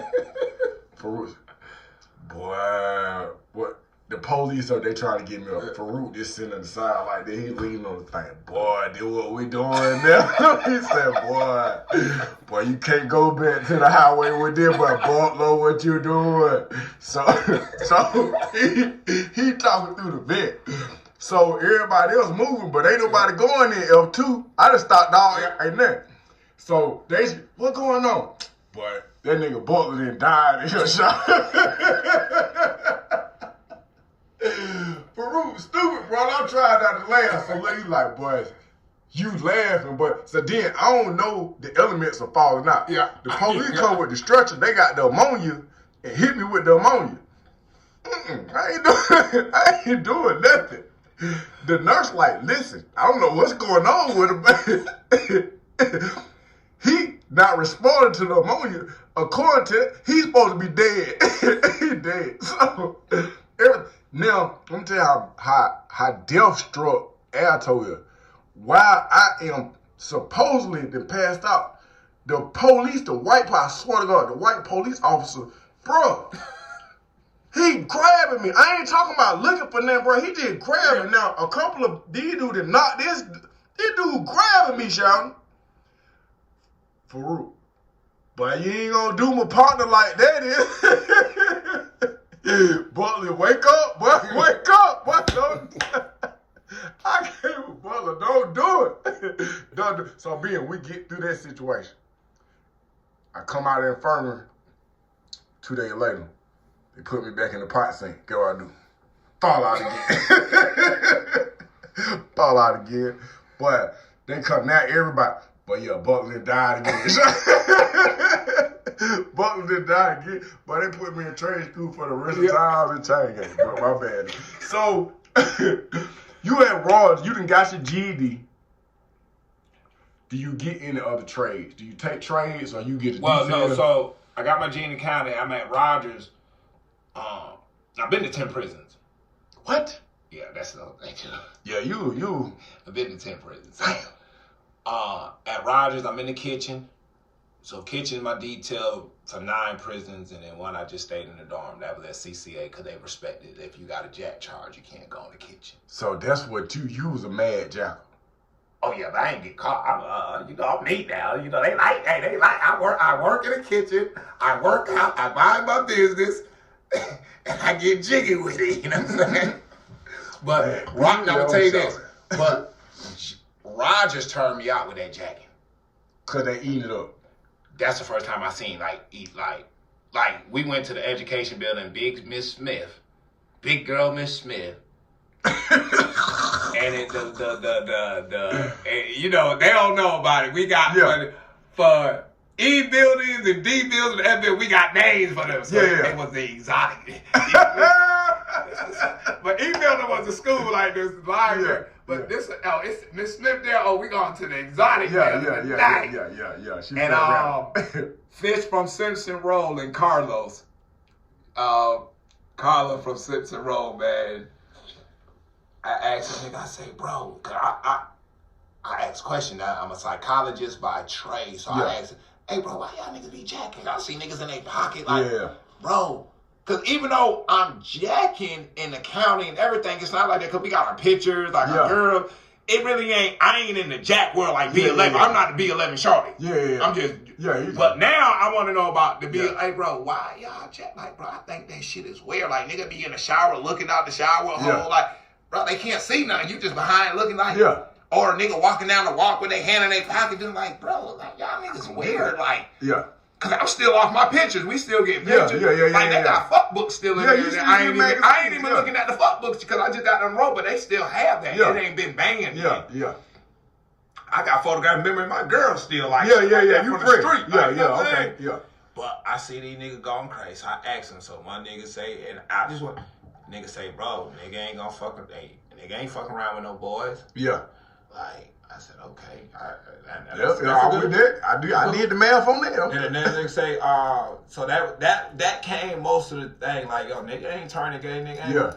And I say, cool. But then I was like, hey, but say if there was no female officers, like, because you know what the old heads used to tell it back in the day, when they was in the toll back in the day, they used to get a white boy or a nigga, put the goddamn fuck picture on their back and so I heard so many stories that sink so much crazy stuff. Yeah, so it's like, so that came to me. So I said, if it was no females working here, y'all niggas would turn gay then or get in some ass. That's and not saying, but that's just what my. That's just a conclusion. That's not. I do it just because I'm doing it. I ain't. Because you can't even jack your dick. That's, you get a DR. Like if you're just in your room doing it by yourself, like. What's the name of town? For used to come behind the window, Lieutenant Grant, and try to catch niggas jacking. Bro, I am the king. I was the king of the fuck book. Cause at Hayes, I would take the stamps. You know, stamps was money then. But then Hayes had a fast track up the hill where you had people that were coming in 90 days. These they got to do push up. So damn, boy. Oh yeah, the ITP though. I got the paper. I got the paper, and I put No. I got this one they selling. Say I got the tops. I got the tops, and I might have 2-3 cigarettes at the top or something like that. Or I have a little tobacco at the top. It's a flex pack. It's a flex. But you ain't. What you gonna say? You ain't gonna tell. But he got the stamp. You the stamp, bro. Bam. When you get the stamp, you can buy the magazine, the Black Enterprise. Ooh. Then also illustrated, bro. I put the tape on all the pages. Laminate. I'm renting them out. I'm pimping over here. You hear me? Cause I don't need for my book to come back with the secretion on it. You feel me? Bruh. Then they banned the books. They banned them. Like they banned the books. Banned. Bruh. I'm in my cell one day having an orgy. I got a book right here, a book right there. I'm going off. You see what I'm saying? But ain't nobody scream, find the hole or nothing. Nothing. But police walk in, search team. First thing he said was, ugh. Man, took my book, bro. Then my mind started working. Like, bro, you got all these. Bro, I'm 20-some years old, man. And you take the sex magazines out. This sex magazine stop people from doing crazy stuff. You know, like, bro, that's what when we get on serious note, it ain't, because we get it, like, we seen them make homosexuals. It's a different thing from being gay, like, but to make homosexuals, like, that's what Chang ain't do. Anybody talk about getting raped or nothing. Everybody's mind ain't strong, because I've seen people who was not, that was prey at one point in time, and as time progressed and transfers take place, then you turn into a predator. Quick story. I know this is our interview. Bro, it was a dude I went to. I ain't gonna say his name, but we went to Sequoia together. He got locked up when we was at Sequoia. So when I got the alto, he was a vet, but he was an alto vet. Mm-hmm. I get a little dude in my room. I'm in ITP. We shooting dice. He let me run the credit up. I'm like, shit, I ain't gonna never lose. Cause we can run this up to $1 million. If we ain't got no money on the floor, we gonna gamble until I get back right. Bro, my homeboy come over there. He like, bro, you like your room? I'm like, yeah, he cool, but he sweet. Like, yo, he from Savannah. I ain't even paying attention to it. He like, shit, you like your roommate? I said, yeah, I like it. He cool. He said, nah, you like your roommate? Yeah, nigga, yeah, all right. Yeah. He said, with a straight face, you trying to get stabbed by him? Stabbed. You know how Pam and Gina come home and their apartment be robbed? I did look at it. How we get here in this conversation, man? Why we? I said, oh, you like him? You like him? I'm good, bro. you can have him, bro. But what I'm saying is, if you ain't strong in who you is, and you don't really like having him, I don't care. You give me 50 million years, bro. It ain't gonna never happen, bro. I've seen people get tricked and come down to the ladder. Some beautiful highways and some Decatur's. Yeah, they be screaming that real, but you already know, bro. You'll rape some, you'll take some, you done been took. I remember when you got took, now you real, now you taking. And that's crazy. That's crazy. All that. Even when they shut down the toll, bro, like when they shut down the toll and really shit everybody out, so all the youngins who was 23 now but was 13 and now they at a real prison and they try to come. You can't come. I was at Telfair at that time. You can't. Boy, coming over here, alto up. Boy, ain't no alto over here. Boy, like y'all been. And then now all of them. I talk to all the youngest, man. Yeah. They like, yo, Congo, man. I call him Gay Boy 1, Gay Boy 2, but they like, Congo, man. You know, I already know, bro. Y'all was 13, bro. I don't even want to be gay no more. Congo, like this shit crazy. And they going home. They don't finish. They about to go home. They did they 10 robberies. So like, and it's like. Yeah, bro, like, that's what the toad do, bro. And the toad definitely make them, like, and they ship them out, bro. Like, you know, right? And they spread like roaches, bro. Like roaches, bro. And they take it, because it's like, you got to think, they're, how they do it to them, like Little B and all Little D and them, boy, how it's the stigma of what they say, and now, oh, you a man, you the real one, or you the, it's not a man or a bitch. You ain't the bitch, and it's like, bro. But they niggas ain't never had no pussy, and they got life in it. Listen to me, bro. I got homeboys locked up now. They got locked up in 94, 95. Never had sex with a woman, bro. Never had sex. Got the alto, and the culture of it it's rape culture, bro. That's what's going on. I did, man. I said, bro, that's why. They don't know, bro. I said, that's why you got a lot of these guys that came home, touched nephews, and all that. Because alto been there since the 50s and the 60s. And it been the same thing. These folks come home in the 70s, in the 80s, man. Gay, bro. Gay. And I think, I'm talking about, bro. But y'all on eye, like, we done seen what also just think of all, when them punks used to try to, like, it's not even punks on the highway when we there. They try to pick a nigga up like, hey, and nigga gotta run and throw a rock at these niggas. Like, bro, like, these folk been down that road, bro. Hey, man, it's crazy, bro, when I see it. And then I started running into people. I started seeing people who used to interact sexually in chain gang. And then you get out here and act like it ain't going. I almost got into it with a dude. I already know you done seen, because that's the toe, bro. That toe was the one, like, when you say rape, but rape as in you're the G or you're the man, that culture, that was alto. Bro, that shit wild. So niggas would come home and you was a part of that crew, that bandit crew, like y'all niggas is silent. Oh, hell nah, nigga. Listen to me. Bro, man, we gonna bring it back to you, bro. But what I'm telling you is that is the real mindset. They mindset was, okay, so you ain't gay if you taking it. You ain't gay, that's it. So I tell folks it's another, it's like when we talk about gay stuff, how they talk, I don't give a fuck about what they talk about gay stuff out here. When I talk about gay, I'm talking chain gang. That's a whole new different level. Like your midtown punks and all that, I don't care about them. Do what you want to do. I don't got nothing against y'all. But when you try to tell me it's a certain way about it, a fuck nigga or this or that, oh hell nah, bro. I don't care nothing about no gay. Like, I don't care what go on your ass or what going out of that motherfucker, bro. I don't care what you do, bro. But you ain't gonna tell me you got some rights. So when I'm out here and they talking gay, like the gay rights, hey bro, I come from the chain gang where folk, like you say, you a man if you do it. Niggas who was prey now, you see them later on now, they the predators because, nigga, you knew your ass was gonna get taken, you're scared now. That's trauma. Like, bro, it's trauma when I tell niggas, bro, you wake up and it perfume in that motherfucker and a motherfucker talking and you think it's a female officer and you go to your door and it's a motherfucking punk, but the officer done gave her the perfume.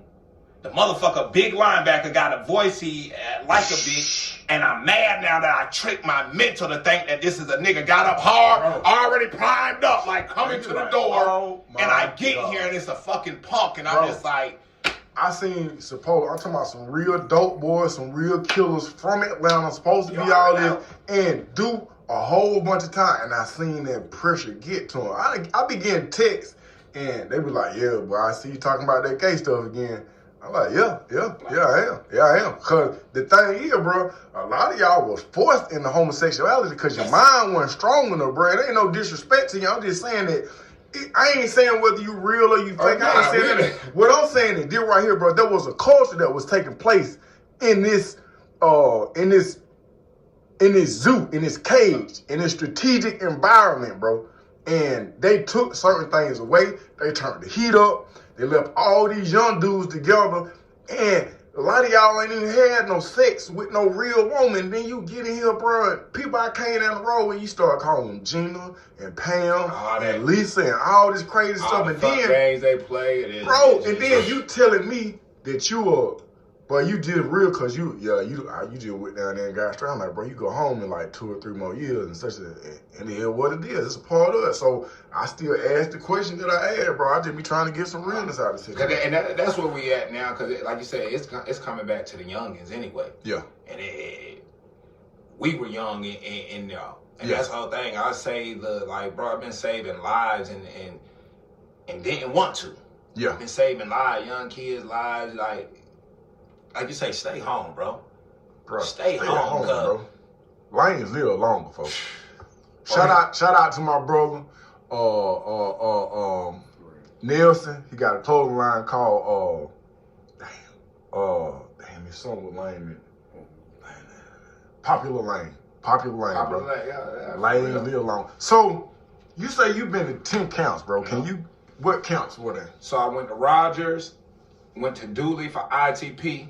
Oh, you was with the... Oh, yeah. Went back to Rogers because I completed, went back to Rogers.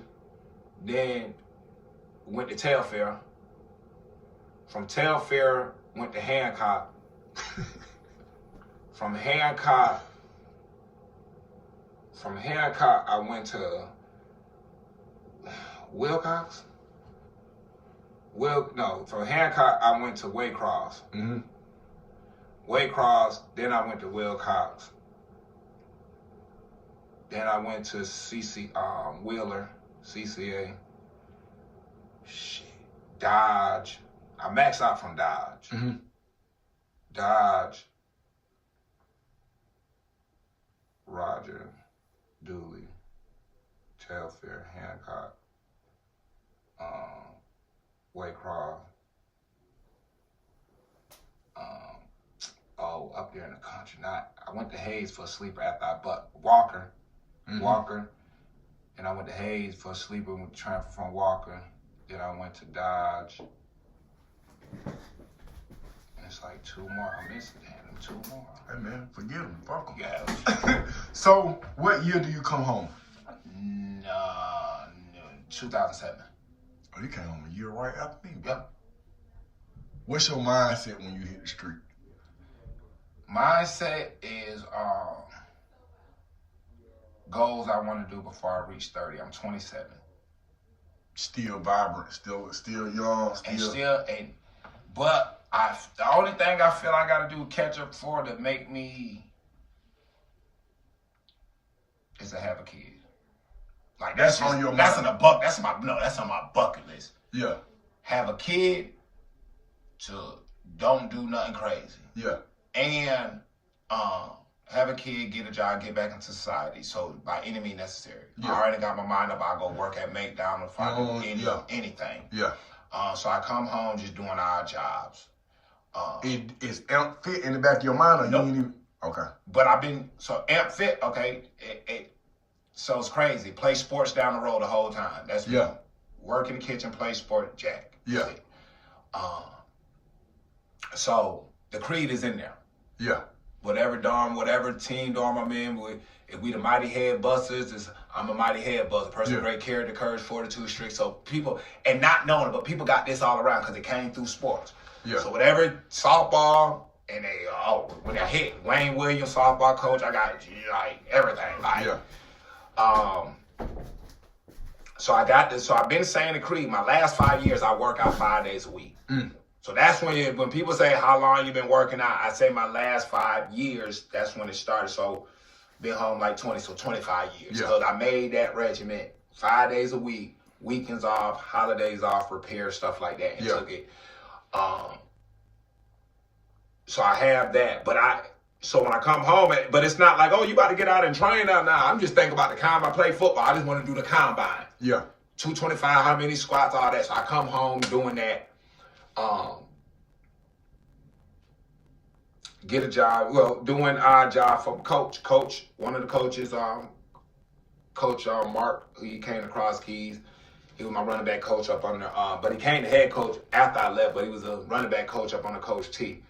So I came home, hollered at him, cut grass for him, a couple people, because I nutted up him when he first got over to the school. So over the year, before I finished, he just used me as an example. Like, he was an asshole when he first got here. He good now. So when I came home, hollered at him, had doing lawn work, raking yards for his people. Blessings. Yeah. Moving everybody and their mama. Yeah. Just odd stuff. You know what I'm saying? Then I went to Mechanicsville. And my bro said, put me on with Mechanicsville. Started working with Gino. He had a cleaning service. Started working with him, making $35 every time I cleaned up. Yeah. But I do 4 hours, but he give me 35. You know what I'm saying? Yeah. 30 deep, going crazy. Who you living with? I'm living with, at the time I'm in Mechanicsville, I'm living with, so I come home, stay with my mom. She was living out in Lawrenceville, so she moved to Gwinnett when I got locked up. How's y'all relationship at this time? Oh, we good. Me and my mom good, but she a guller, so she gonna nut up on you. Yeah. But she didn't nut up on me at the time because she was nutting up on my brothers. Mm-hmm. My 2 brothers was tripping when they came back around. And I come home chain gang, like house spick and like clean. Yeah. How's little brother at this time? When I came home, bro just came home from the county. When I got home, before I got home, a week before I got home or 2 weeks before I was coming home, maxing out, they were at the house and my mom was tripping. When I got home, the nigga was gone. I put in the universe for the niggas to be gone. Yeah. So when I come home, I'm in the house. So if they come back now, like chain gang, I'm in the house first. So I got cleaning everything. Yeah. So they came back at separate times. Like, came back, they see how I got rolling, we lock it in, and then me and him get into it.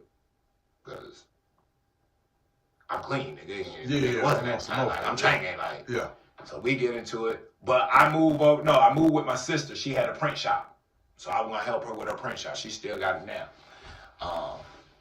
But when I moved over there, like, a month later, she pregnant. So it's like, oh, you ain't no print shop. So now, both of them staying with that. She was in the Cula. My mom was in Lawrenceville. Yeah. So I'm like, boy, I can't do nothing out here. Ain't no martyr, like. Yeah. And I was going to be good if my sister had a print shop and I was going to work because we had a house in the garage. But she ain't doing it now, so I can't learn it. I'm like, well, I got to go get a Marta. Yeah. Marta, where's Marta? So my sister was saying Sandy Spring. I went to stay with my little sister. And that's every day, 5 o'clock in the morning.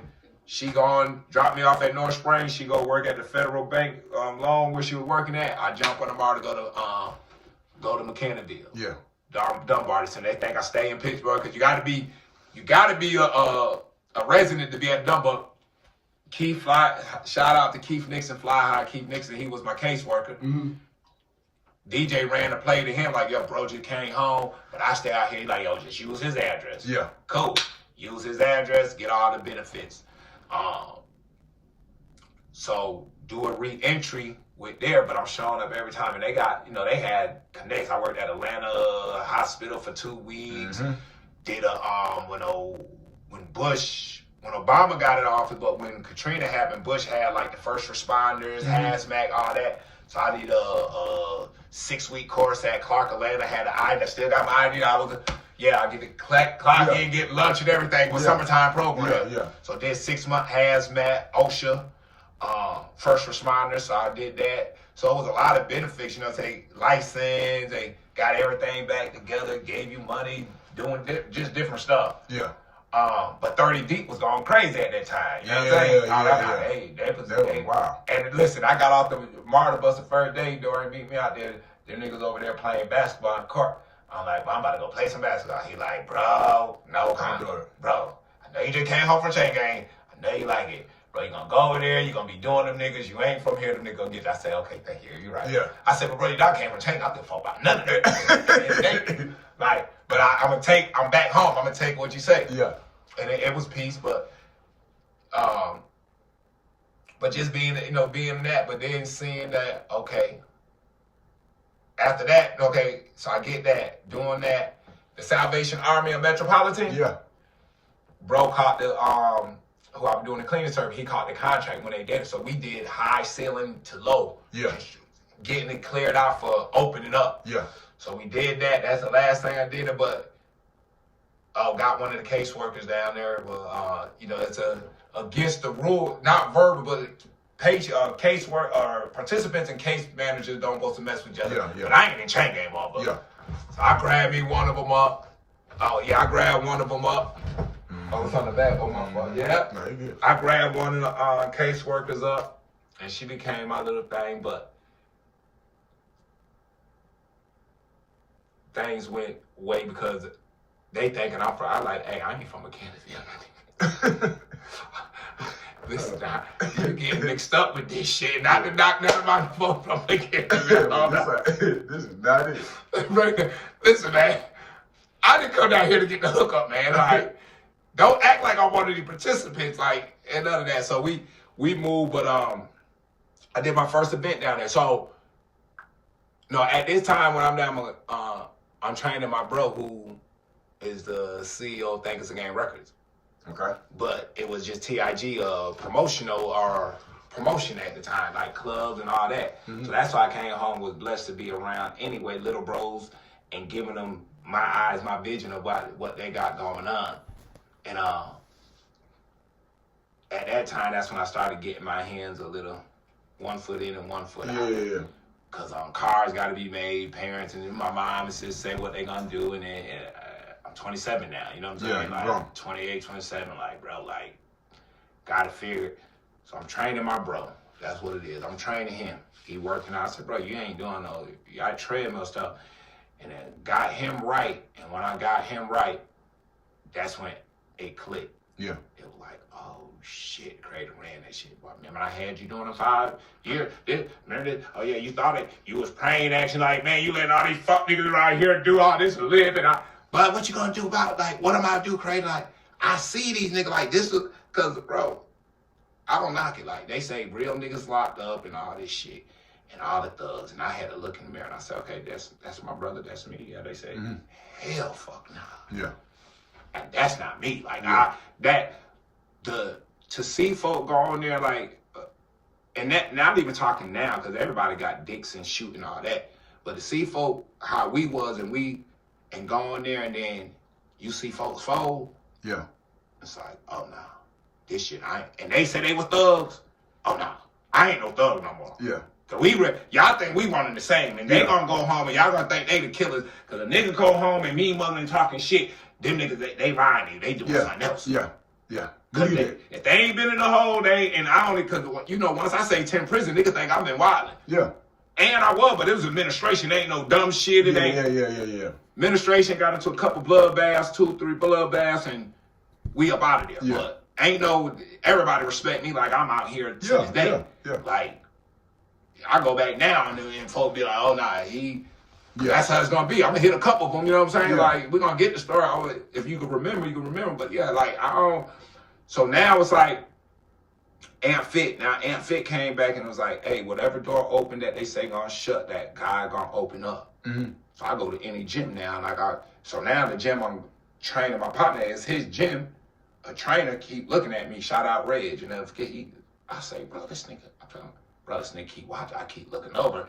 It's a nigga and 3 white boys over my corner just looking. Now I'm chain gang on this bitch. Bro, this nigga keep looking, dog. I said, man, he look. I said, I get up one more time, bro. He look. He over looking. I'm gonna say, what up, dog? I got you. Yeah. Nigga, hey, bro, what up?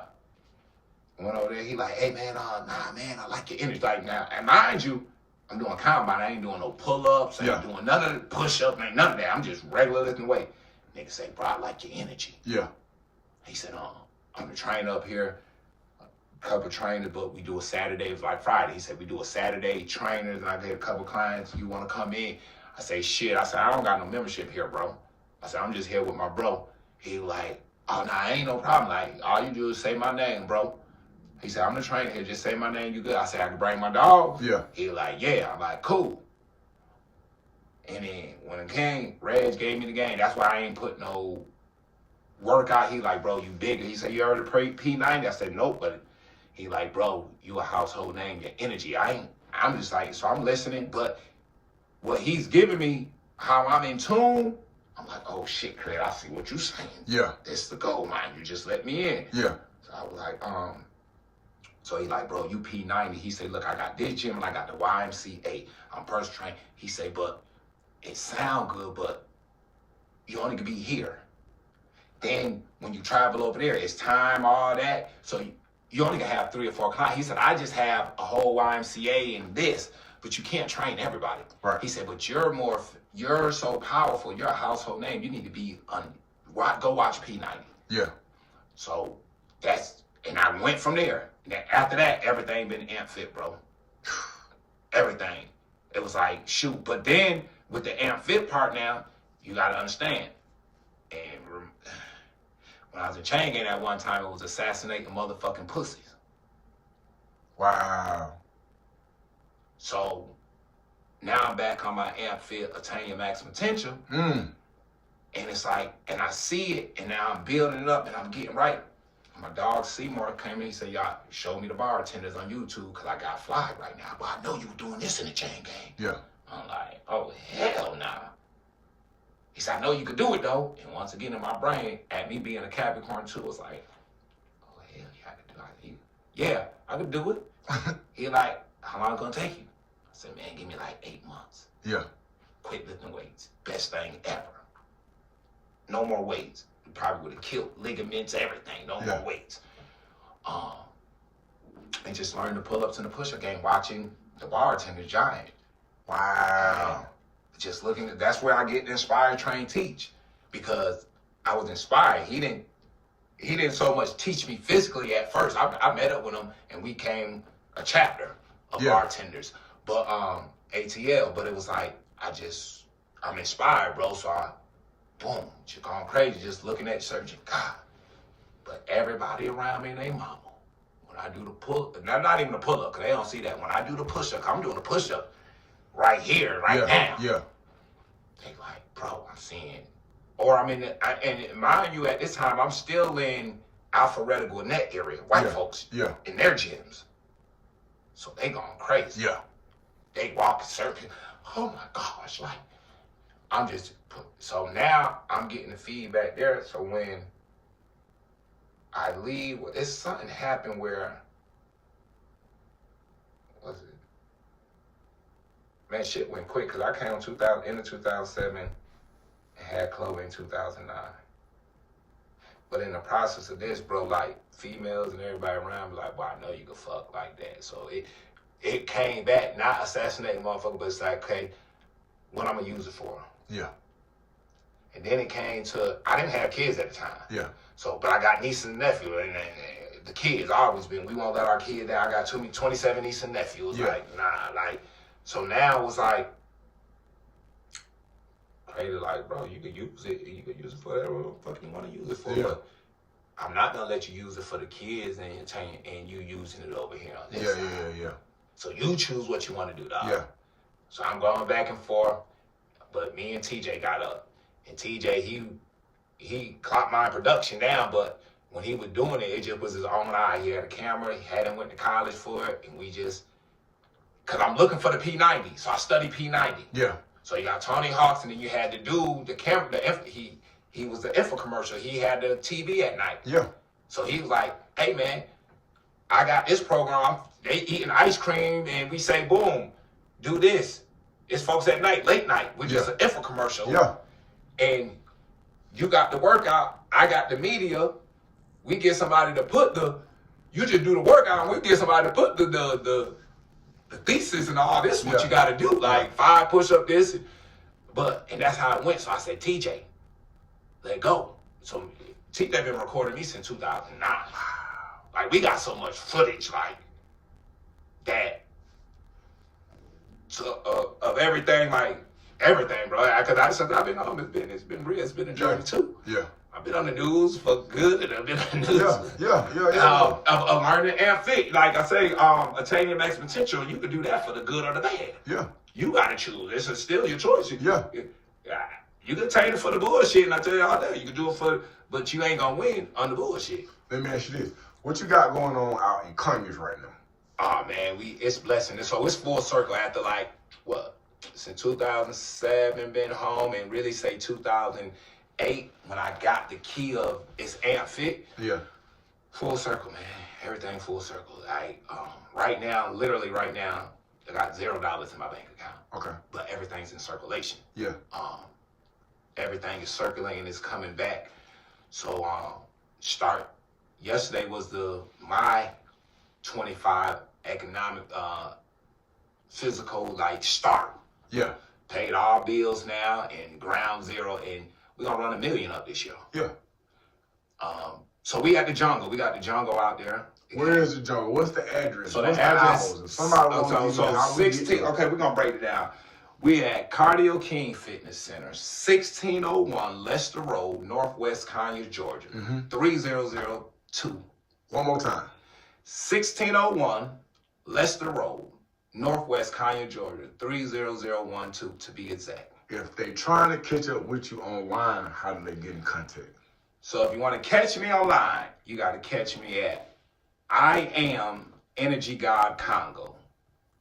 I Am Energy God Congo. That's on Instagram. What's that? Facebook? Instagram. Okay. So Instagram, Facebook is just regular me. I share stuff, but Instagram is really the business page because I don't want to be on social media. I never wanted to be. Everybody made pages for me to get it out. Yeah. And I've come into agreements with it. Yeah. It is a blessing. So that's where you find me at. For all the DM me right now. But we have the website coming up where you're gonna catch that. But you can DM me. If you see it here, you can DM me. But listen, man, I don't play no games. It's a trainee accountability. I'm an accountability trainer, a wellness coach, all that. But for me to be accountability trainer to you, I need to know that you are accountable for yourself. So I have now a trainee accountability program. Let me ask you, we done did yesterday, we done did today. What does tomorrow look like for AmpFit? What's the future? What's the goal? Because you're doing a lot. And I see bro, I done seen people that I thought was handicapped, but then when you talking to them and they moving better than supposedly what the doctor saying. You see what I'm saying? And that could be from birth or from life experience. Yeah. Because, Nigel, he was on his surviving triplet. So that's coming from birth that he don't even supposed to be living to now. Period, yeah. That's Mama Tamika. She gonna tell you that. So AmpFit, man, the next day, man, they're just touching lives. And now the story has to be told because the shift is here. Everybody knows the shift is nothing but love. Like, you see on really on social media, you hear. Bro, when you talk about it, your eyes light up, bro. You just like, bro, I was like, you talking about these children, bro. And it's like. It's dope, bro. This shit's so dope. It's like a lot of stuff you gotta it's known that gorillas and the solid ones, because we on that yard. Yeah. And they don't know, and especially not on the big yard, the small yard, to be exact. Yeah. And the gorillas stay in their corner, and every animal stay in their section. And that's respected, and they know. So when it ain't that we let things go. So the heathens and the hyenas, they really run the yard, the big yard. Yeah. Cause they with the chaos. But the gorillas and them are just chilling. The lions chilling. But once that thing get rowdy and you want the jungle that's why the jungle, you want that thing to turn into a jungle, like, okay, the rain, like it's gonna get wild. Now the gorillas, everybody, when everybody got to strap up, it's like, oh, the gorillas, everybody got to go. Because I don't care about y'all situation now. Y'all got that situation, but now y'all got us to put on our shit now. So everybody tighten up. and so now, even one thing about the street, a lot of my people who come home from the chain gang, especially with Atlanta, 7 letters, that's Telfair, that means Atlanta, or, the Atlanta clique. I never was a part of that, but they come home, die hard Atlanta, dying by law.